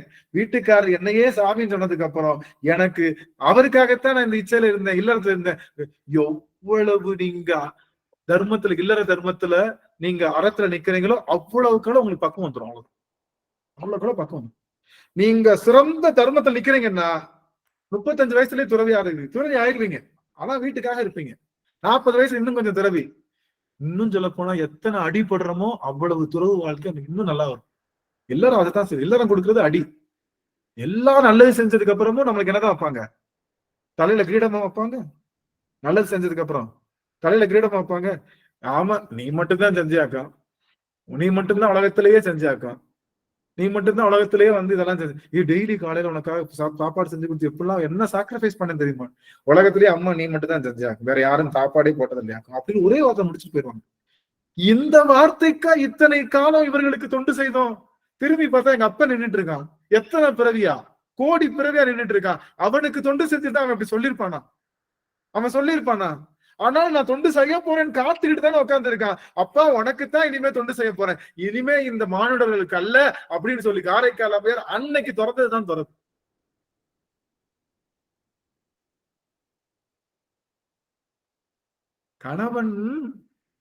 கணவனுக்காக இருக்கும். ஆனாலும் நம்ம செய்யறது கணவனுக்கு தப்பா வந்துடக்கூடாதுன்னு நெற்றியிலே நீரணிந்தால் கணவனுக்கு தீட்டு, அதனால மார்பிலே நீரணிந்து அதுக்கு மேல என்ன போட்டுக்கிட்டாங்களாம்? சந்தனம் போட்டுக்கிட்டாங்க. சந்தனம் அவங்க பூசுவாங்க. யாரு? சமணர்கள் சந்தனம் பூசுவாங்க. சந்தனம் பூசிக்கிட்டாங்களாம். அந்த அம்மா மனசுக்கு திருநீர் போட்டுக்கிட்டு, திருநீர் உள்ள இருக்கான். எப்படின்னு பாருங்க, திருநீர் மார்பகத்துல இருக்கான், மேல சந்தனத்தை குலைத்து பூசிக்கிட்டனால திருநீர் உள்ளவே இருக்கான், அழிஞ்சு போலையாம். எப்படின்னு பாத்தீங்களா? என்ன நினைப்பு, என்ன நினைப்பு பாருங்க.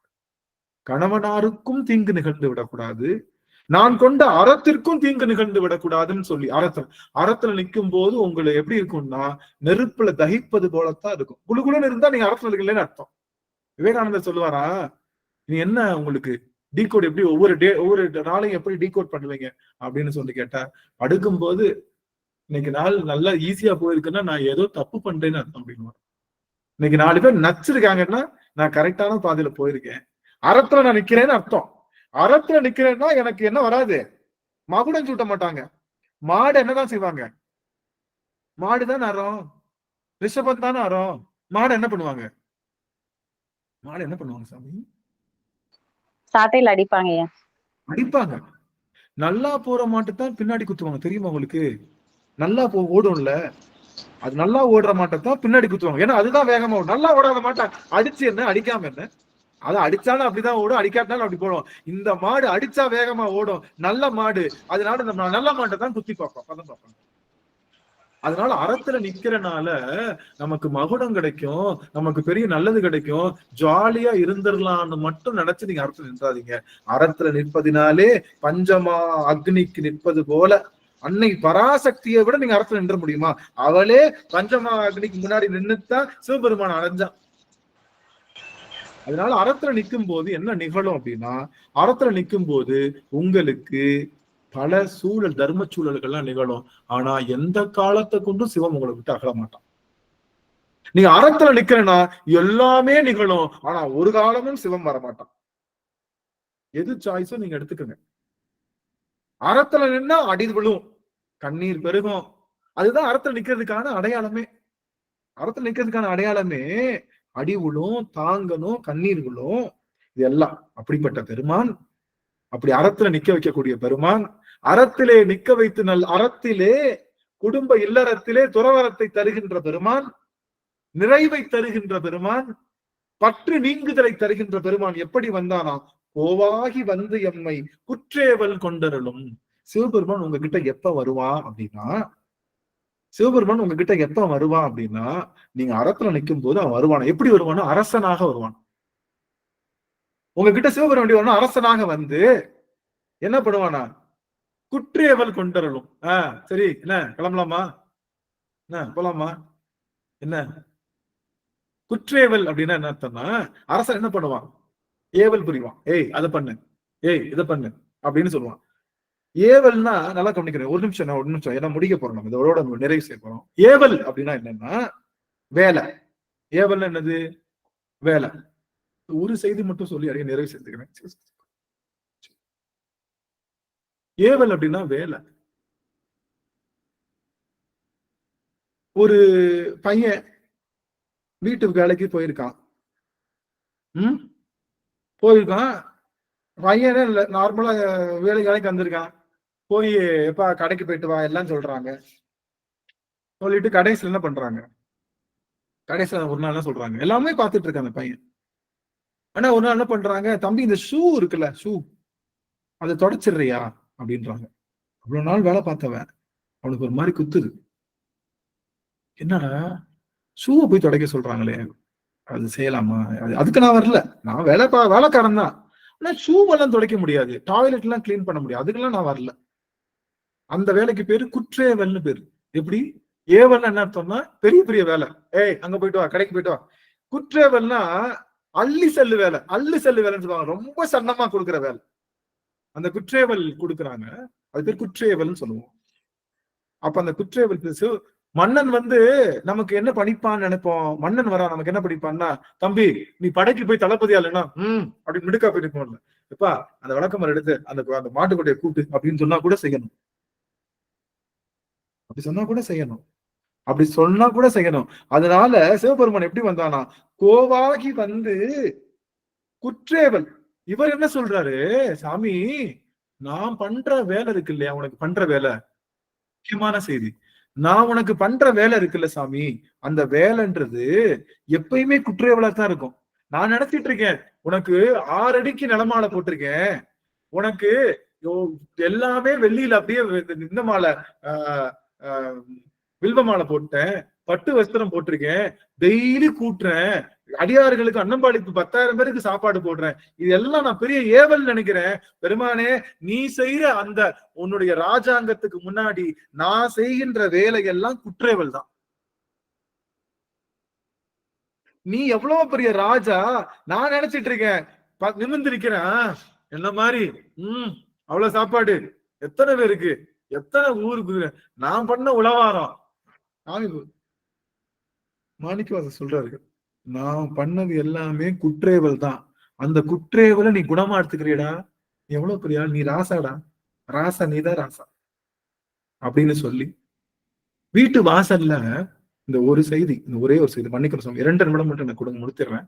வீட்டு வாசல்ல ஒரு பெரிய பெரிய அரசியல்வாதி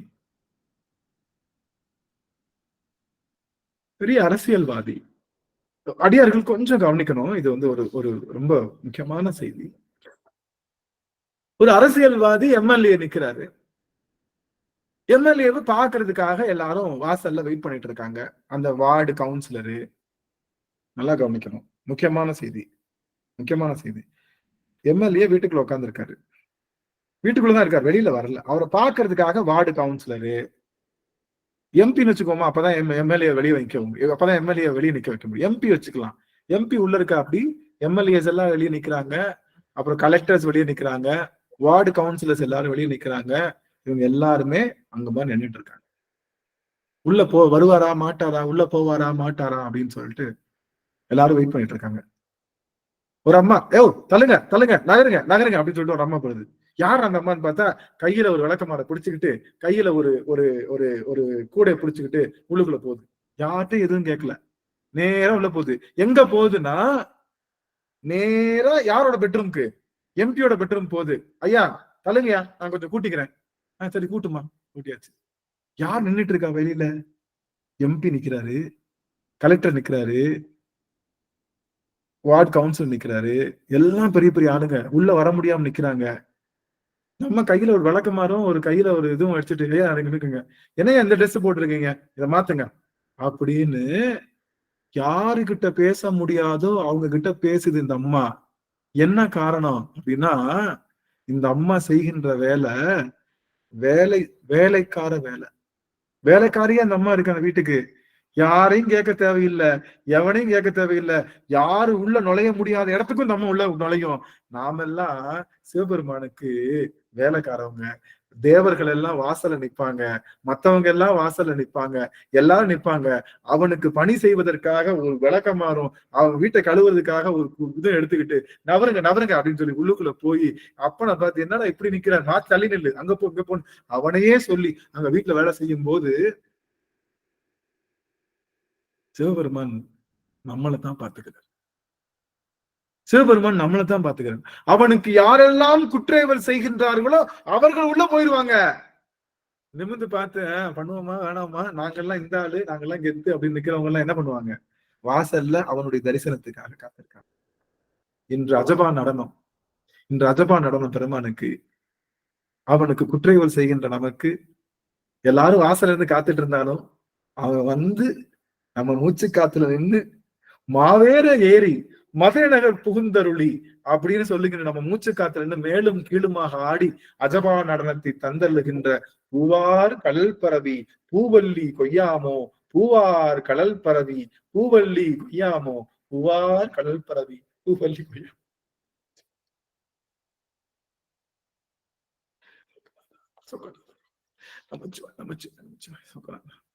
அடியன் செய்த தவம் இந்த பூவல்லியை நிறைவு செய்தோம். பெருமானுக்காக நாம் செய்கின்ற இந்த தவத்தினாலே, அவனுக்கு செய்கின்ற தொண்டினாலே பெருமானிடம் நாம் நெருங்கி செல்கின்றோம் என்ற பெரும் செய்தியை சொல்லி, மாயை எல்லாம் நீக்குகின்றோம் என்று சொல்லி, மாயை நீக்குவது என்பது பெரிய விஷயம் அல்ல. இல்லறத்திலே சரியாக நிற்பது, நம் அறத்திலே சரியாக நிற்பதே மிகப்பெரிய பற்றுகளை நீக்குவதற்கு பெருமான் தந்த மிகப்பெரிய பரிசு என்று சொல்லி, யார் ஒருவன் அறத்திலே சரியாக நிற்கின்றானோ, இல்லறத்திலே சரியாக நிற்கின்றானோ, அவனுக்கு 60 ஆண்டுகளிலே எந்த ஞானியும் இமயமலையிலே சென்று பல கோடி யுகங்கள் தவம் செய்கின்ற ஞானியும் பெற முடியாத அந்த பக்குவத்தை இங்கே இல்லறத்திலே வாழ்ந்து அவன் பெறுகின்றான் என்பதை நம்முடைய அருளாளர்கள் முடிந்த காரணத்தினாலதான் இல்லறத்திலே நின்று பெருமானை தேட வேண்டும். அப்பேற்பட்ட இல்லறத்தை நல்லறமாக செய்து உலக பற்றறுத்து அடியார்கள் திருவடி பணிந்து நெற்றியிலே திருநீர் பொழிய, நாவிலே நமச்சிவாய மந்திரம் திகழ, கண்களிலே கண்ணீர் மழை பொழிய, பெருமானிடம் மூவேல் சுற்றம் முரண் உரு நரகிடை பெறாமல் பெறுகின்ற பெரும் செய்தியை பெற்று அடியார்கள் எல்லாம் பெருவாழ்வு பெற வேண்டும் என்று அத்தனை அடியார்களையும் அடியேன் வாழ்த்தி இந்த அமர்வினை, பூவல்லி என்ற அமர்வினை நிறைவு செய்கின்றேன். குருநாதருடைய திருவடி போற்றி, குருவருள் போற்றி. அடுத்து என்ன பார்க்க போறோம், எந்த பதிகம் பார்க்க போறோம்னா, யாத்திரை 10 பார்க்க போறோம். எப்பயுமே லேட்டா தான் தருவாங்க. யாத்திரை 10 அப்படிங்கிற பகுதியை பார்க்கலாம். குருநாதருடைய நேரடி உத்தரவு, குருநாதருடைய நேரடி உத்தரவு அப்படின்னு சொல்லி யாத்திரை 10 நமக்கு குருநாதர் தந்திருக்கின்றார். அடுத்து வருகின்ற அமர்வுகள்ல நம்ம யாத்திரை 10 பார்க்க இருக்கின்றோம் என்று சொல்லி இந்த அளவிலே அடியேன் மிகப்பெரிய செய்திகளை எல்லாம் ஏதோ சொன்னது போல இந்த அடிநாயேன் எத்தனையோ இடங்கள்ல தவறு செய்திருக்கலாம். ஆனா தவறுக்கு நான் ஒரு நாள் மன்னிப்பு கேட்க மாட்டேன். ஏன்னா நான் செய்கின்ற எல்லாவற்றுக்கும் என்னுடைய குருநாதர் தான் பொறுப்பு. அதனால அத்தனையும் குருநாதர் திருவடிக்கே சமர்ப்பித்து எளிநாயன் கூறிய அந்த வார்த்தைகள் எல்லாம் இத்தனை காலங்களாக 38 அமர்வுகளாக நாம் எல்லாம் சிந்திச்சு இந்த திருப்புவள்ளி 20 பாடல்களை நம்ம கிட்டத்தட்ட 38x2 போட்டோம்னா என்ன வரும்? 2 மணி நேரம் போட்டோம்னா 30க்கே 60 மணி நேரம் ஆச்சு. 8 16 76 மணி நேரம். 76 மணி நேரம் இதுக்காக நம்ம பயன்படுத்தி இருக்கோம் அப்படின்னு நினைக்கும் போது நாம் எல்லாம் பேறு பெற்றவர்கள் என்று சொல்லி அத்தனை பேருடைய திருவடியை வணங்கி அடியேன் நிறைவு செய்கின்றேன். நிறைவு செய்யும் முகமாக பிரேமாமா அவர்கள் வாழ்த்து பாடல். அடியார்கள் 5 நிமிடம் இருந்துட்டு போகலாம், தயவு செய்து இருந்துட்டு போங்க, அதுக்கப்புறம் நம்ம போகலாம். அம்மா நிறைவு பாடல் பண்ணதுக்கப்புறம் சின்ன அனுபவம் மட்டும் கேட்கிறோம், அதுக்கப்புறம் அடியார்கள் அனுபவம் சொல்லிட்டு போகலாம் அப்படின்னு சொல்லி அத்தனை பேரையும் திருவடி வணங்குகின்றேன். பிரேமாமா அவர்கள் நிறைவு பாடல் அமைச்சுவாங்க. தென்னாடுடைய சிவனே போற்றி, நாட்டவர்க்கும் இறைவா போற்றி. வான்முகில் வளாது பெய்க மழி வளம் சுரக்க மன்னன் கோன்முறை அரசு செய்க குறைவிலாது உயிர்கள் வாழ்க. நான்மறை அறங்கள் ஓங்க நல்தவம் வேள்வி மல்க. மேன்மை கொள் செய்வ நீதி விளங்குக உலகமெல்லாம். மேன்மை கொள் செய்வ நீதி விளங்குக உலகமெல்லாம். திருச்சிற்றம்பலம். ஐயா அடியனை பொறுத்தருக. மொத்தம் 43 அமர்வு வந்திருக்குதுங்க. ஆனா அதுல 5 அமர்வு சரியான முறையில கிடைக்கலங்க. அந்த 5 அமர்வு 2 அமர்வு விட்டு போச்சு. மீதி 2 அமர்வு ஆரம்பிச்சுங்க, கடைசியில நின்று போச்சு. அது மாதிரி ஒரு 5 அமர்வு இதாயிடுச்சுங்க. மொத்தம் 43 அமர்வுங்கய்யா. நீங்க ஆரம்பிச்சு 20/9/2023 9வது மாசம் 20ஆம் தேதி புதன்கிழமை ஆரம்பிச்சதுங்கய்யா. இன்னைக்கு 319வது அமர்வு. 43 அமர்வு நடந்திருக்கு. ஆனா 43 அமர்வுல இது ஒரு 5 அமர்வு சரியான முறையில எங்களை முழுமை பெறலைங்கய்யா. நடந்திருக்கு. ஆனா 2 அமர்வு நடத்திருக்கோம். ஒரு அமர்வு நம்ம அடியாரே பேசி முடிச்சிட்டோம். இந்த மாதிரி 2 அமர்வு ஆரம்பிச்சு கொஞ்சம் ஆரம்பிச்சு 2 கரண்ட் நின்று போச்சு. மொத்தம் 43 அமர்வுங்க. இந்த அமர்வோட இன்னையோட முடிஞ்சது 43 அமர்வு பேர் தலைப்புங்க. சிவாயனம். நானு 38 அமர்வு தான் சொன்னேன். அந்த காரணத்தை சொல்லணும் இல்லைங்களா? நாளைக்கு தேடி பார்த்துட்டு எல்லாரும் என்ன புத்தம் கண்டுபிடிப்பாங்க இல்லையா? அதான் அதையும் சொல்லிக்கிறேன். சிறப்பு சிறப்பு. ரொம்ப சாமி இந்த மாதிரி புள்ளி விவரம் யாருனாலே கொடுக்க முடியாது. புள்ளி விவரம் நம்ம குடும்பத்துக்குரிய மிகப்பெரிய ஒரு சிறப்பு. பிரேமா அவர்களுக்கு அடியனுடைய சிரம் தாழ்ந்த வணக்கங்களும் நன்றிகளும். நன்றி சுவாமி. அடியார்கள் இன்றைய தினம் அடியர் ரொம்ப நெகிழ்ந்துட்டேன். முடிக்கும் போது உண்மையிலேயே நான் நினைச்சு கூட பார்க்கல. ரொம்ப கண்ணீர் பெருக்கு. பெருமைதான். அடியார்களுக்கு சொல்லி முடிச்சாச்சு, பூவலி முடிச்சாச்சு. பூவலி சொல்றப்ப எங்க அடியார்களுக்கு அந்த பாசம் எல்லாம் அகன்றது அப்படின்னு, பந்த பாசம் அகன்றதையா அப்படின்ற மாதிரி பந்த பாசம் எல்லாம் நம்ம கிட்ட கொஞ்சம் கொஞ்சமா அகன்று போனதெல்லாம் அதுக்கான வாய்ப்பையும் சொல்லி கொடுத்துருக்கோம்னு நினைக்கும் போது அடியார்கள்லாம் அதை எடுத்துக்கிறாங்கன்னு நினைக்கிறப்போ ரொம்ப மகிழ்ச்சியா இருக்கு. சிவ தாங்கள் பெற்ற அனுபவங்கள் சொல்லலாம். அடியார்கள் இன்னைக்கு ஒரு 2-3 அடியார்களுக்கு வாய்ப்பு. உங்களுடைய அனுபவங்களை தயவு செய்து சொல்லுங்க. சிவாயனம். ராஜேஸ்வரி அம்மா சுவாமி. திருவடி வணக்கங்க ஐயா. ரொம்ப நாள் கழிச்சு பேசுறோம்னு நினைக்கிறேன். குற்றேவலுக்கு கடைசியா சொன்னீங்க இல்லைங்களா? அந்த வேலைக்காரங்க போய் அது மாதிரி சிவத்துக்கு நாம வேலைக்காரங்களா இருக்கிறங்கிற அந்த அடி ரொம்ப நிகழ வச்சது ரொம்ப சிறப்பா இருந்ததுங்க ஐயா. ரொம்ப மனசு அமைதியா போயிட்டே இருக்குதுங்க ஐயா. எதுலையுமே பற்று கம்மியா தான் இருந்துகிட்டு இருக்குதுங்க ஐயா இந்த கிளாஸ்ல வந்ததுல இருந்தே. அதுக்கப்புறம் அறத்துல நாம இன்னும் சிறப்பா நிக்கணும் அப்படிங்கிறதுக்கு இன்னைக்கு கொடுத்த கிளாஸ் ரொம்ப சிறப்பா இருந்ததுங்க ஐயா. திருச்சிற்றம்பலம். சிவாயனம். அருமை அருமை சுவாமி. வேற அடியார்கள் கொஞ்சம் தங்களுடைய அந்த அனுபவம் சொல்லலாம்.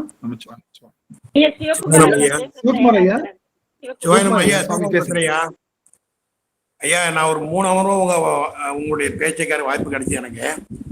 அதுவும் 20ஆம் பாட்டு தான் கிடைச்சது. அந்த இப்போ எனக்கு என்னன்னாக்கா நீங்கள் சொல்ல வேண்டிய கருத்துக்களை மிக அழுத்தமாக ஆணித்தரமாக மனசில் பதிய வச்சிடுறீங்க. அது என்றைக்கும் மறக்க முடியாத அளவுக்கு பண்ணிடுங்க. அப்புறம் அந்த அந்த ஆணவமலம் இதில் மலத்தெல்லாம் நீக்கிறதுக்கு வழி வந்து எளிமையாக உலகையிலோட ஒட்டி சொல்கிறது எல்லாருக்கும் மிக ஈஸியாக இருக்கும் அதை பின்பற்றுறதுக்குன்றது என்னுடைய கருத்துங்க ஐயா. அப்புறம் அம்மையார் சொன்ன கருத்து புதன்கிழமை தோவணிங்க, இன்னைக்கு புதன்கிழமை முடிச்சிருக்கீங்க. அது ஒரு சிறப்பான ஒரு நிகழ்ச்சி. அதனால நீங்க சொன்ன கருத்து நல்லாவே இருந்தது இன்னைக்கு. அதனால என்னால் தொடர்ந்து இந்த உங்க பேச்சை கேட்குற ஆர்வம் வந்து ரொம்ப பெருகிடுச்சு. நான் விடாமல் நான் உங்கள் பேச்சை கேட்பேன். மேற்கொண்டு இந்த பிறவியின் நோயை நீக்கிறதுக்கு உங்களோட சேர்ந்து முயல்றதுக்கு நான் அந்த முயற்சி பெற்றேன் ஐயா. நன்றி, வணக்கம் ஐயா. சிவசிவ அடியன் செய்த தவம் சுவாமி, ரொம்ப மகிழ்ச்சி. சிவசிவ மலர்கொடி அம்மா, வசந்தா அம்மா சுவாமி, வசந்தா அம்மா அம்மா இருக்கீங்களா? மற்ற அடியார்கள் பேசலாம், அடியார்கள் வாய்ப்பு இருக்கிறவங்க பேசலாம். புதிதா வந்த அடியார்கள் யாராவது பேசலாம். முரளி ஐயா பேசலாம். முரளி ஐயா சுவாமி ஐயா, நீங்க சொன்னதுல இன்னைக்கு இந்த நெத்தியில விபூதி பூசினா ஒளி பெற வேண்டும் சொன்னீங்க பாருங்க ஐயா, அது ரொம்ப அருமையா இருந்தது. அப்புறம் சிவத்தை எப்போதும் சொல்லணும்னு சொல்றீங்க, அதை நாங்க கண்டிப்பா செய்யறோம் ஐயா. அப்புறம் சிவத்தை யார் சொன்னாலும் அது ஒரு கண்ணீர் இருக்கு, அதெல்லாம் ரொம்ப கேட்க ரொம்ப அழுத்தமா நீங்க சொல்றதெல்லாம். அப்புறம் திருநாவுக்கரசர் சொல்றாங்க இல்லைங்களா, இன்பமே பெரு எல்லாம் அப்படின்னு சொல்றீங்க, துன்பமே இல்லைன்னு சொல்றீங்க. இதெல்லாம் கேட்கும் போது இன்னும் நம்ம பக்குவப்படலாம்னு நினைக்கிறாங்க ஐயா. நாங்கெல்லாம் நாங்க இனிமே இன்னும் திருவாசக சிந்தனை வந்து பக்குவப்படணும்னு நினைக்கிறாங்க ஐயா. ரொம்ப அருமையா இதெல்லாம் அறத்துல நிக்கணும்ன்றீங்க பாருங்க. இன்னும் அறத்து உள்ளார் இன்னும் உணரல நான் நினைக்கிறேன் ஐயா. என்னை பொறுத்த வரைக்கும் மத்தவங்க எல்லாம் நல்லா இருக்காங்க. எங்க அக்கா எல்லாம் ரொம்ப அருமை. இன்னும் நான் பாடிதான் வந்திருக்கோம் ஐயா. சிவாய நம்ம திருச்சிற்றம்பலம். எனக்கு என்னை பொறுத்தளவுக்கு நான் உண்மையா சொல்லணும்னா, செல்வி அம்மாவோட அறம் இல்லறம் வந்து எனக்கு தெரிஞ்சு அந்த பக்கத்துல யாருமே போக முடியாது. அவர்களுடைய அந்த இல்லற தர்மம்லாம் அவர்களோடு இருக்கிறதற்கு அடியனுக்கு வந்து 2 நாட்கள் கிடைச்சது. ஆஹா, தவம். 2 பேருமே, ரவிச்சந்திரன் ஐயாவும் செல்வி அம்மாவும், அவர்கள் நிற்கின்ற அந்த இல்லற தர்மம் வந்து அடியன் பார்த்து மகிழ்ந்தோம். நாங்கெல்லாம் அதெல்லாம் வந்து சாந்தி அம்மா யமுனாமா எல்லாத்துக்குமே தெரியும்னு நினைக்கிறேன். நாங்கெல்லாம் பார்த்து மகிழ்ந்தோம். ரொம்ப சிறப்பா அவர்களுக்குரிய ரொம்ப ரொம்ப அது மாதிரி ஓவர்லாம் கிடையாது, சும்மா மேற்பூச்சே கிடையாது. அவர்கள் அப்படியே அவர்களாகவே நிற்கின்றாரோ, அதுதான் அடியன் ரொம்ப ரொம்ப பார்த்து மகிழ்ந்தேன். நல்லதுங்க சுவாமி. சரி. இன்னொரு ஒரு அடியார்கள் பேசலாம், கண்டிப்பா எல்லாரும் பேசலாம். சரி ராகவன் ஐயா சுவாமி. சரி சுவாமி. சிவாய திருவடி வணக்கம் சுவாமி. பெருமானுடைய பெரும் கருணையினால இந்த திருப்பூவல்லியானது நிறைவு பெற்றது. ரொம்ப மகிழ்ச்சி. திருப்பூவல்லியில இன்றைய அமர்வு பர்டிகுலரா சொல்லணும்னா 2-3 விஷயங்கள் வந்து நம்ம எடுத்துக்கொள்ள வேண்டிய விஷயங்கள். ஒன்று வந்து மரணமில்லா பெருவாழ்வு. எப்பொழுது இந்த ஆன்மாவானது தான் தன்னுடைய உடல் மீதும் தன்னுடைய சுற்றம் மீதும் தன்னுடைய பந்தங்கள் மீதும் வைத்துள்ள அந்த பற்று என்பது நீங்குகின்றதோ, எப்பொழுது அந்த மரணத்தின் மீது உள்ள பயமானது நீங்குகின்றதோ, எப்பொழுது இந்த உடல் மீது இருக்கக்கூடிய அந்த வெறுப்பு நீங்குகின்றதோ, அப்பொழுது அந்த ஆன்மாவானது மரணமில்லா பெருவாழ்வு என்கின்ற அந்த பெரிய நிலைக்கு உள்ளாரே புகுந்து விடும். ஒன்று. அதே விஷயம்தான் அறத்துக்கும் நாம சொன்னோம். அதே மரணமில்ல ஃபர்ஸ்ட் சொன்ன கருத்து தான் பின்னாடி வந்து கடைசியா அதை லிங்க் பண்றது வந்து பார்த்தோம்னா, அறவாழ்வுல நிக்கிறப்ப என்ன ஆகும் அப்படின்னா, அந்த அறத்திலேயே நின்று இந்த ஆன்மாவுக்கு வந்து சலிப்பு தட்டி போதும்டா அப்படின்னு சொல்லிட்டு அந்த வாழ்வுலேருந்து அந்த வெளியில வரப்போ திருப்பி போய் அந்த இதுல போய் மாட்டிக்காம, சம்சார சாகரத்துக்குள்ள போய் மாட்டிக்காம இந்த ஆன்மாவுக்கு வந்து நிரந்தரமான விடுதலை கிடைக்கும் அப்படின்னு சொன்ன அந்த ஒரு விஷயம். அதற்கப்புறம் வந்து எல்லாரத்துல நாம் வந்து எல்லாரத்துல இருப்பதுதான் நாம் வந்து துறவரத்தை அடையக்கூடிய ஒரு வழி அப்படின்னு சொன்னது வந்து ரொம்ப நிகழ்ச்சி ஆரம்பிக்கிறதுக்கு முன்னாடி அடியன் வந்து சாந்தி அனுபவம் பேசிட்டு இருக்கிறப்போ துறவரத்தை பற்றி தான் ஒரு வார்த்தை சொன்னேன். அதே விஷயத்த வந்து திருப்பி நம்ம அங்க கொண்டுட்டு வந்தது வந்து ரொம்ப எந்த கருத்தை அடியன் உணர்ந்து கொண்டனோ அந்த உணர்ந்து கொண்ட விஷயத்தை இன்னும் நல்லா மெருகேற்றி அதை வந்து இன்னும் சிறப்பா எல்லா அடியார்களுக்கும் சிறந்த ஒரு விஷயத்தை கொண்டுட்டு வந்து கொடுத்துருக்கீங்க சுவாமி. ரொம்ப சிறப்பான அந்த வழிகாட்டுதல்கள். அடுத்து இது இது வந்து இன்றைய அமர்வுகளுக்கான இருக்கிற முக்கியமான ஒரு ஹைலைட்ஸ். பட் ஓவராலா திருப்பூவலியிலிருந்து என்ன நமக்கு நடக்குது, எப்படி நம்ம வந்து மாயா விஷயங்கள்ல நாம வந்து நம்மளை நீக்கி கொள்ளணும். திரு பூ அல் இ, பூ என்பது உலகம், உலகம், பூமி, அல் என்பது இருட்டு, என்பது நீண்டுதல். பூமியை பற்றி, பூமியில் இருக்கக்கூடிய இருட்டிலிருந்து நாம் விலகிறதுதான் வந்து திரு பூ அல் இ அப்படிங்கிற அந்த ஒரு நிலைப்பாடுகள்ல பலவிதமான மாயைகளை வந்து நம்ம ஒவ்வொரு பாடல்களிலிருந்தும் இப்படி கூட ஒரு மாயை இருக்குமா அப்படிங்கிறது அடியனுக்கு தெரியாத விஷயங்கள், பல விஷயங்கள் வந்து இந்த இதுல வந்து பகிர்ந்துக்கிட்டோம். நிறைய அதாவது இந்த தலமாயை நீண்டுதல், இந்த வடிவ மாயை நீண்டுதல், இந்த மாதிரி ஒரு சில மாயைகள்லாம் வந்து பாத்தீங்கன்னா ஆன்மாவை வந்து நேரடியாக வழிகாட்டுதல் பண்றது. இதெல்லாம் அதாவது மற்ற விஷயங்கள் கூட சரி, ஆனா ஒரு சில விஷயங்கள் வந்து பாத்தீங்கன்னா ஆன்மாவை வந்து அதாவது நம்மளுடைய சித்தத்துல போய் பதிந்த விஷயங்களாக அது வந்து மாறி விடுகின்றது. நாம் அந்த விஷயத்த எவ்வளவு தீவிரமா நம்ம உள்வாங்கிக்கிட்டோமோ அந்த உள்வாங்கினதுக்கு அப்புறமா நம்மளுடைய தினசரி வாழ்க்கையில, டே டு டே லைஃப்ல வந்து இந்த விஷயத்த, அதாவது செய்யக்கூடிய ஒவ்வொரு விஷயத்திலையும் அந்த மாயை நீங்கி அந்த இடத்துல சிவம் மட்டுமே ஓங்கி நிற்பது அப்படிங்கறத வந்து உணர்ந்து கொள்ளக்கூடியதற்கான ஒரு அருமையான ஒரு வாய்ப்புகள் தான் வந்து இந்த திருப்பூவல்லி அப்படிங்கிற அந்த ஒரு பாடல். ஐ திங்க் வந்து இதற்கு முன்னாடி குலாப்பத்து சிந்திச்சோம் அப்படின்னு நினைக்கிறேன். குலாப்பத்தும் இந்த பாடலும் ரெண்டும் சேர்த்தோம்னா ஆல்மோஸ்ட் ஒரு வருஷத்துல 2 பாடல் சிந்திச்சிருக்கோம்னு நினைக்கிறேங்க சாமி, ஓவராலா பார்த்தோம் அப்படின்னா. பட் இருந்தாலும் இந்த அமர்வு அப்படிங்கிறது வந்து நம்ம எவ்வளவு சீக்கிரமா முடிக்கிறோங்கிறதுக்கு கிடையாது, எவ்வளவு சீக்கிரமாக உணர்கின்றோம் அப்படிங்கிற காரணம் தான். அப்படிப்பட்ட காரணத்துல வந்து குலாப்பத்தும் இருந்தாலும் சரி, நம்மளுடைய இந்த திருப்பூவல்லியா இருந்தாலும் சரி, இந்த ஆன்மாவை வந்து மேற்கொண்டு பக்குவப்படுத்தி கொண்டு செல்கின்றது. அடியார்கள் அதை வந்து பலவிதமான அந்த அவர்களுடைய வாழ்நாள்ல அவங்க அடுத்த மேன்மையான நிலைகளுக்கு வராங்க அப்படிங்கிறது வந்து நம் கண் கூட விட்னஸ் பண்றோம்.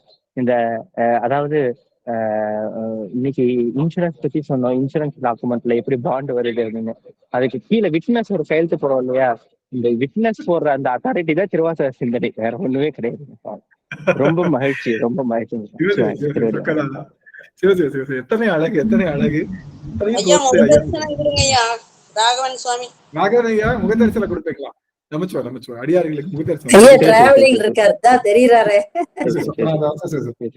திருநீர் பொழிகின்றது சாமி. எத்தனை ஒளி, எத்தனை ஒளி வீசுது சாமி. நமச்சிவாய் அடியன்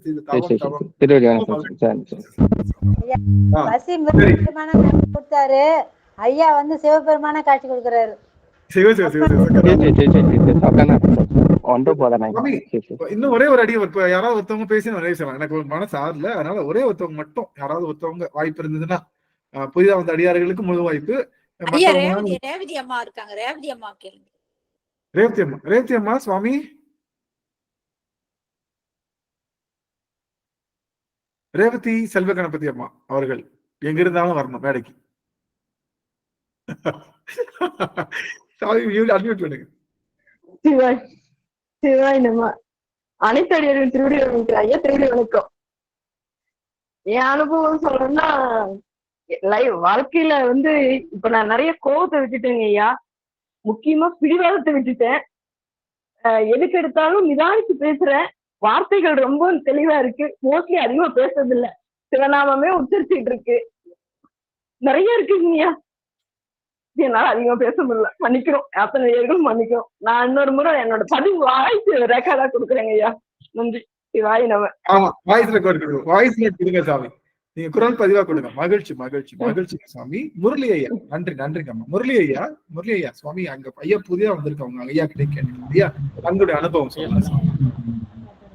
எனக்கு நீங்க சொன்ன அந்த விபூதி தான் ரொம்ப பிடிச்சிருந்ததுங்க ஐயா. விபூதி, அந்த பொருள் சொல்லிட்டு சொன்னது. ஆக்சுவலி வந்து நான் வந்து பசுஞ்சாணத்தில் விபூதி வச்சுன்னு வரேன் நான். அதையும் நீங்கள் சொன்ன பிறகு அது யோசித்து பார்த்த பிறகு பார்த்தா உண்மையிலே இப்படி தான் இருந்தது. அது எனக்கு இப்படிதான் அது உணர்ந்தேன் நான். அதை நல்லா இருந்தது, சந்தோஷமா இருந்தது. அது பார்த்ததுக்கு கேட்டதுக்கு வந்து ரொம்ப அருமையாக இருந்தது. அது வந்து இன்னும் நான் ஒரு 3-4 பதிவு தான் அமரில் உட்காந்துருக்கேன். வர முடியல, ஆஃபீஸில் வர முடியல. அதான் மனம் வருது. நீங்கள் சொன்னீங்க எல்லாம் ஆனந்தம் சந்தோஷம் சொன்னீங்க. எனக்குள்ளே வந்து 2-3 ஹவர் தான் உட்கார்ந்தோம், 10 அமரில் உட்கார முடியலையே. அம்மா நம்ம பிரேமம்மா சொன்னாங்க 38 அமர்வு ஆயிடுச்சுன்னு சொன்னாங்க. 38 அமர்வுன்னு எனக்கு ஐயோ நம்ம 3 நாள் தான் உட்காந்துருக்கோம், என்னடா இது சொல்லிட்டு ரொம்ப மன வருத்தத்தோட தான் உட்காந்து கேட்டு அந்த அளவு மன வருத்தம், ரொம்ப வருத்தமாக இருந்தது எனக்கு. மீதி அமர்வு யாத்திரை பற்றி வந்து கண்டிப்பாக எல்லா அமர்வும் உட்காரணும்னு ஒரு முடிவு பண்ணியிருக்கேன். சொல்லிட்டு உட்காந்து கேட்கணும் சொல்லிட்டு அதுக்கு ஐயா அண்ணாமலையார் தான் அதுக்கு வந்து அருள் புரியணும் எனக்கு வந்து வரதுக்கு எனக்கு. அவ்வளவுதான். அப்புறம் ஐயா நம்ம ராமசாமி ஐயா பெருந்துறையில இருக்காருங்க ஐயா. அவர் வந்து இப்போ வந்து குரு பூஜை வந்து இது கண்ணப்பர் நாயருக்கு வந்து குரு பூஜை ஒவ்வொரு நாளும் பண்றாங்க. இப்போ குரு பூஜை வந்து இப்போ வர 24ஆம் தேதி அங்கே அழைச்சிட்டு போறாரு. முடிஞ்ச அடியாருக்கும் வந்து கலந்துக்கலாம். பிரேமாமா தான் எனக்கு சொன்னாங்க. அவங்க மூலியமா தான் போன முறை போயிட்டு வந்தேன், ஒரு 2 மாசம் முன்னே போயிட்டு வந்தேன். மலை ஏறி வந்து அருமையாக இருந்தது. இப்போ வந்து பௌர்ணமி அன்னைக்கு வந்து குரு பூஜை செய்கிறாங்க, நல்லா இருக்குது. முடிஞ்ச அடியாருக்கு அது கலந்துக்கலாம். நான் அந்த இது வந்து பிரேமாமாக்கு அனுப்பி வைக்கிறேன் வாட்ஸ்அப்ல. அம்மா வந்து அவங்க எல்லாருக்கும் குரூப்ல போடுவாங்க அவங்க. ஐயா திருவடி வணக்கம். ராமசாமி ஐயா எங்களோட ஆர்கனைசர் ஐயாங்க ஐயா.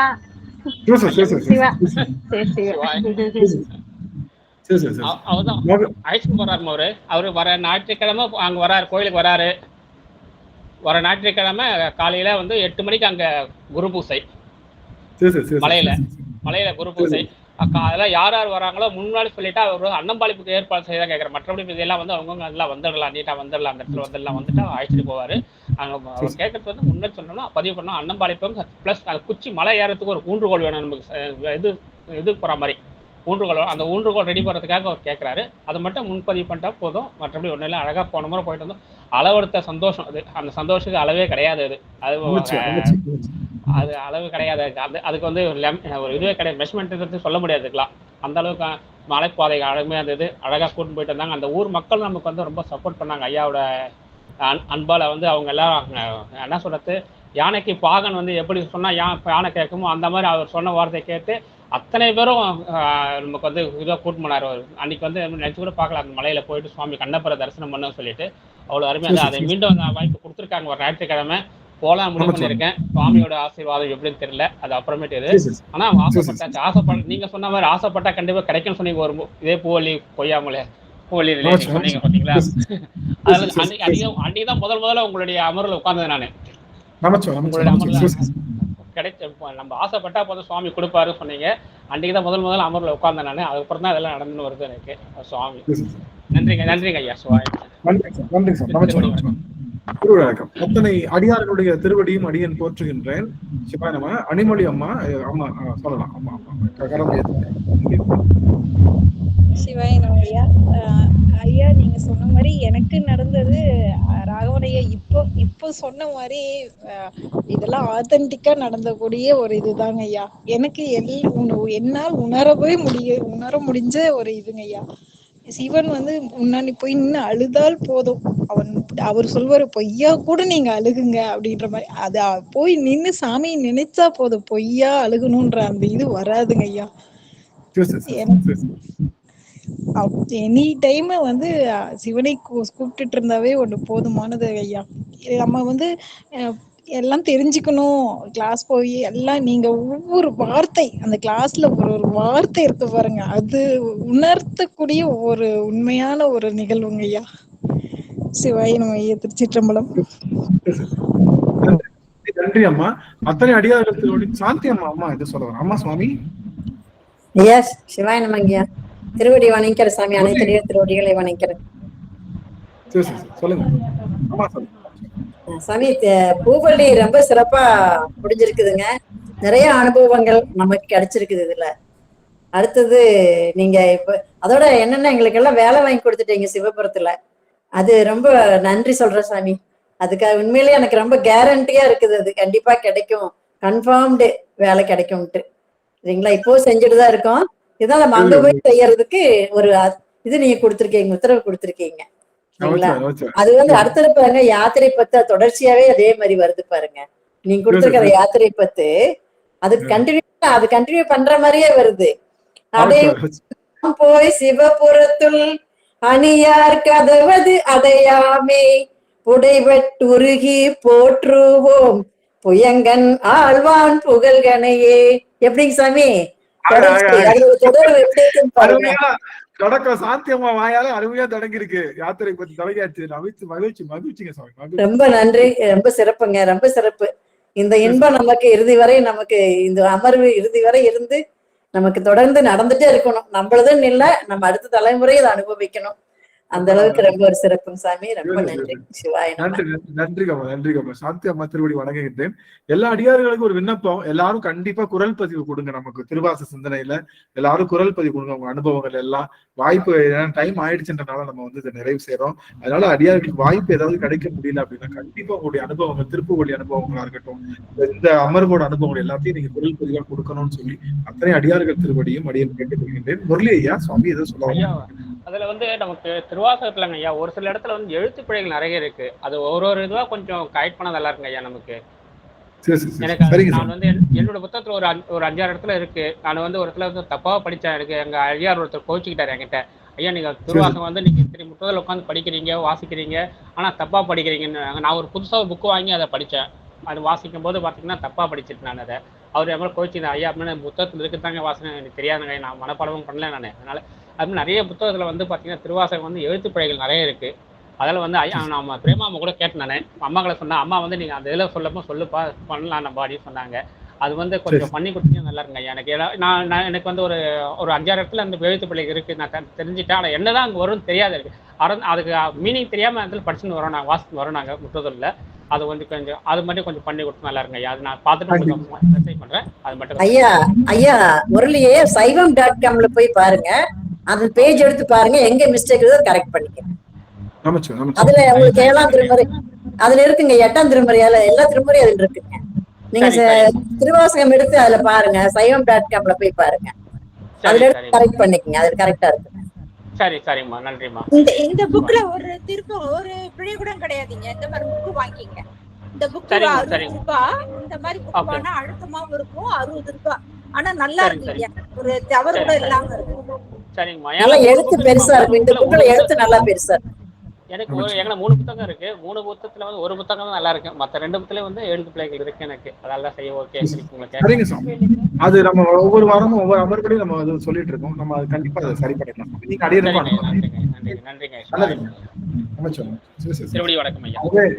ஆகவே இந்த அளவுல நம்ம அமர்வை நிறைவு செய்யறோம். நம்மளுடைய திருப்புவழி அமர்வு நிறைவு செய்கின்றது. அத்தனை அடியார்களும் அடுத்து வருகின்ற அமர்வுகள் எல்லாம் கண்டிப்பா வரணும்னு சொல்லி நிறைவு செய்யும் முகமாக இன்றைய தினம் சாந்தி ஆறுமுகம் அம்மா அவர்கள் வாழ்த்து பாடல் நிறைவு பாடல் அமைச்சர் வாழ்க்கை. திருச்சிற்றம்பலம். தென்னாடுடைய சிவனே போற்றி, எந்நாட்டவர்க்கும் இறைவா போற்றி.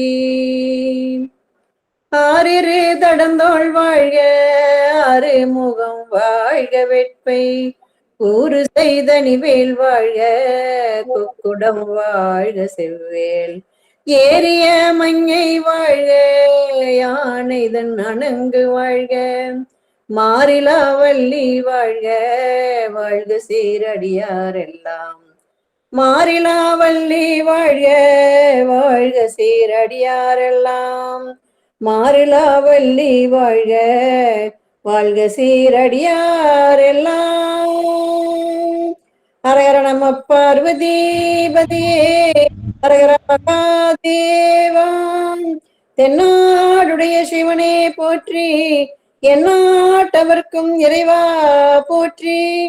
வெற்றிவேல் முருகனுக்கு அரோகரா, சக்திவேல் முருகனுக்கு அரோகரா, ஞானவேல் முருகனுக்கு அரோகரா. திருச்சிற்றம்பலம். நன்றிங்க அம்மா, ரொம்ப மகிழ்ச்சி. அடியார்கள் எல்லாம் உத்தரவு வாங்கிக்கலாம், எல்லாரும் ஓய்வெடுத்துக் கொள்ளுங்க. வெள்ளிக்கிழமை நம்ம ஃப்ரெஷ்ஷா யாத்திரை பத்தி ஆரம்பிக்கிறோம். கண்டிப்பா எல்லா அடியார்களும் வந்து அதை அருள் செய்யணும்னு சொல்லி திருவடி வணங்கிக்கிறேன். நன்றிங்க சாமி. நன்றிங்க ஐயா. சிவாய நம.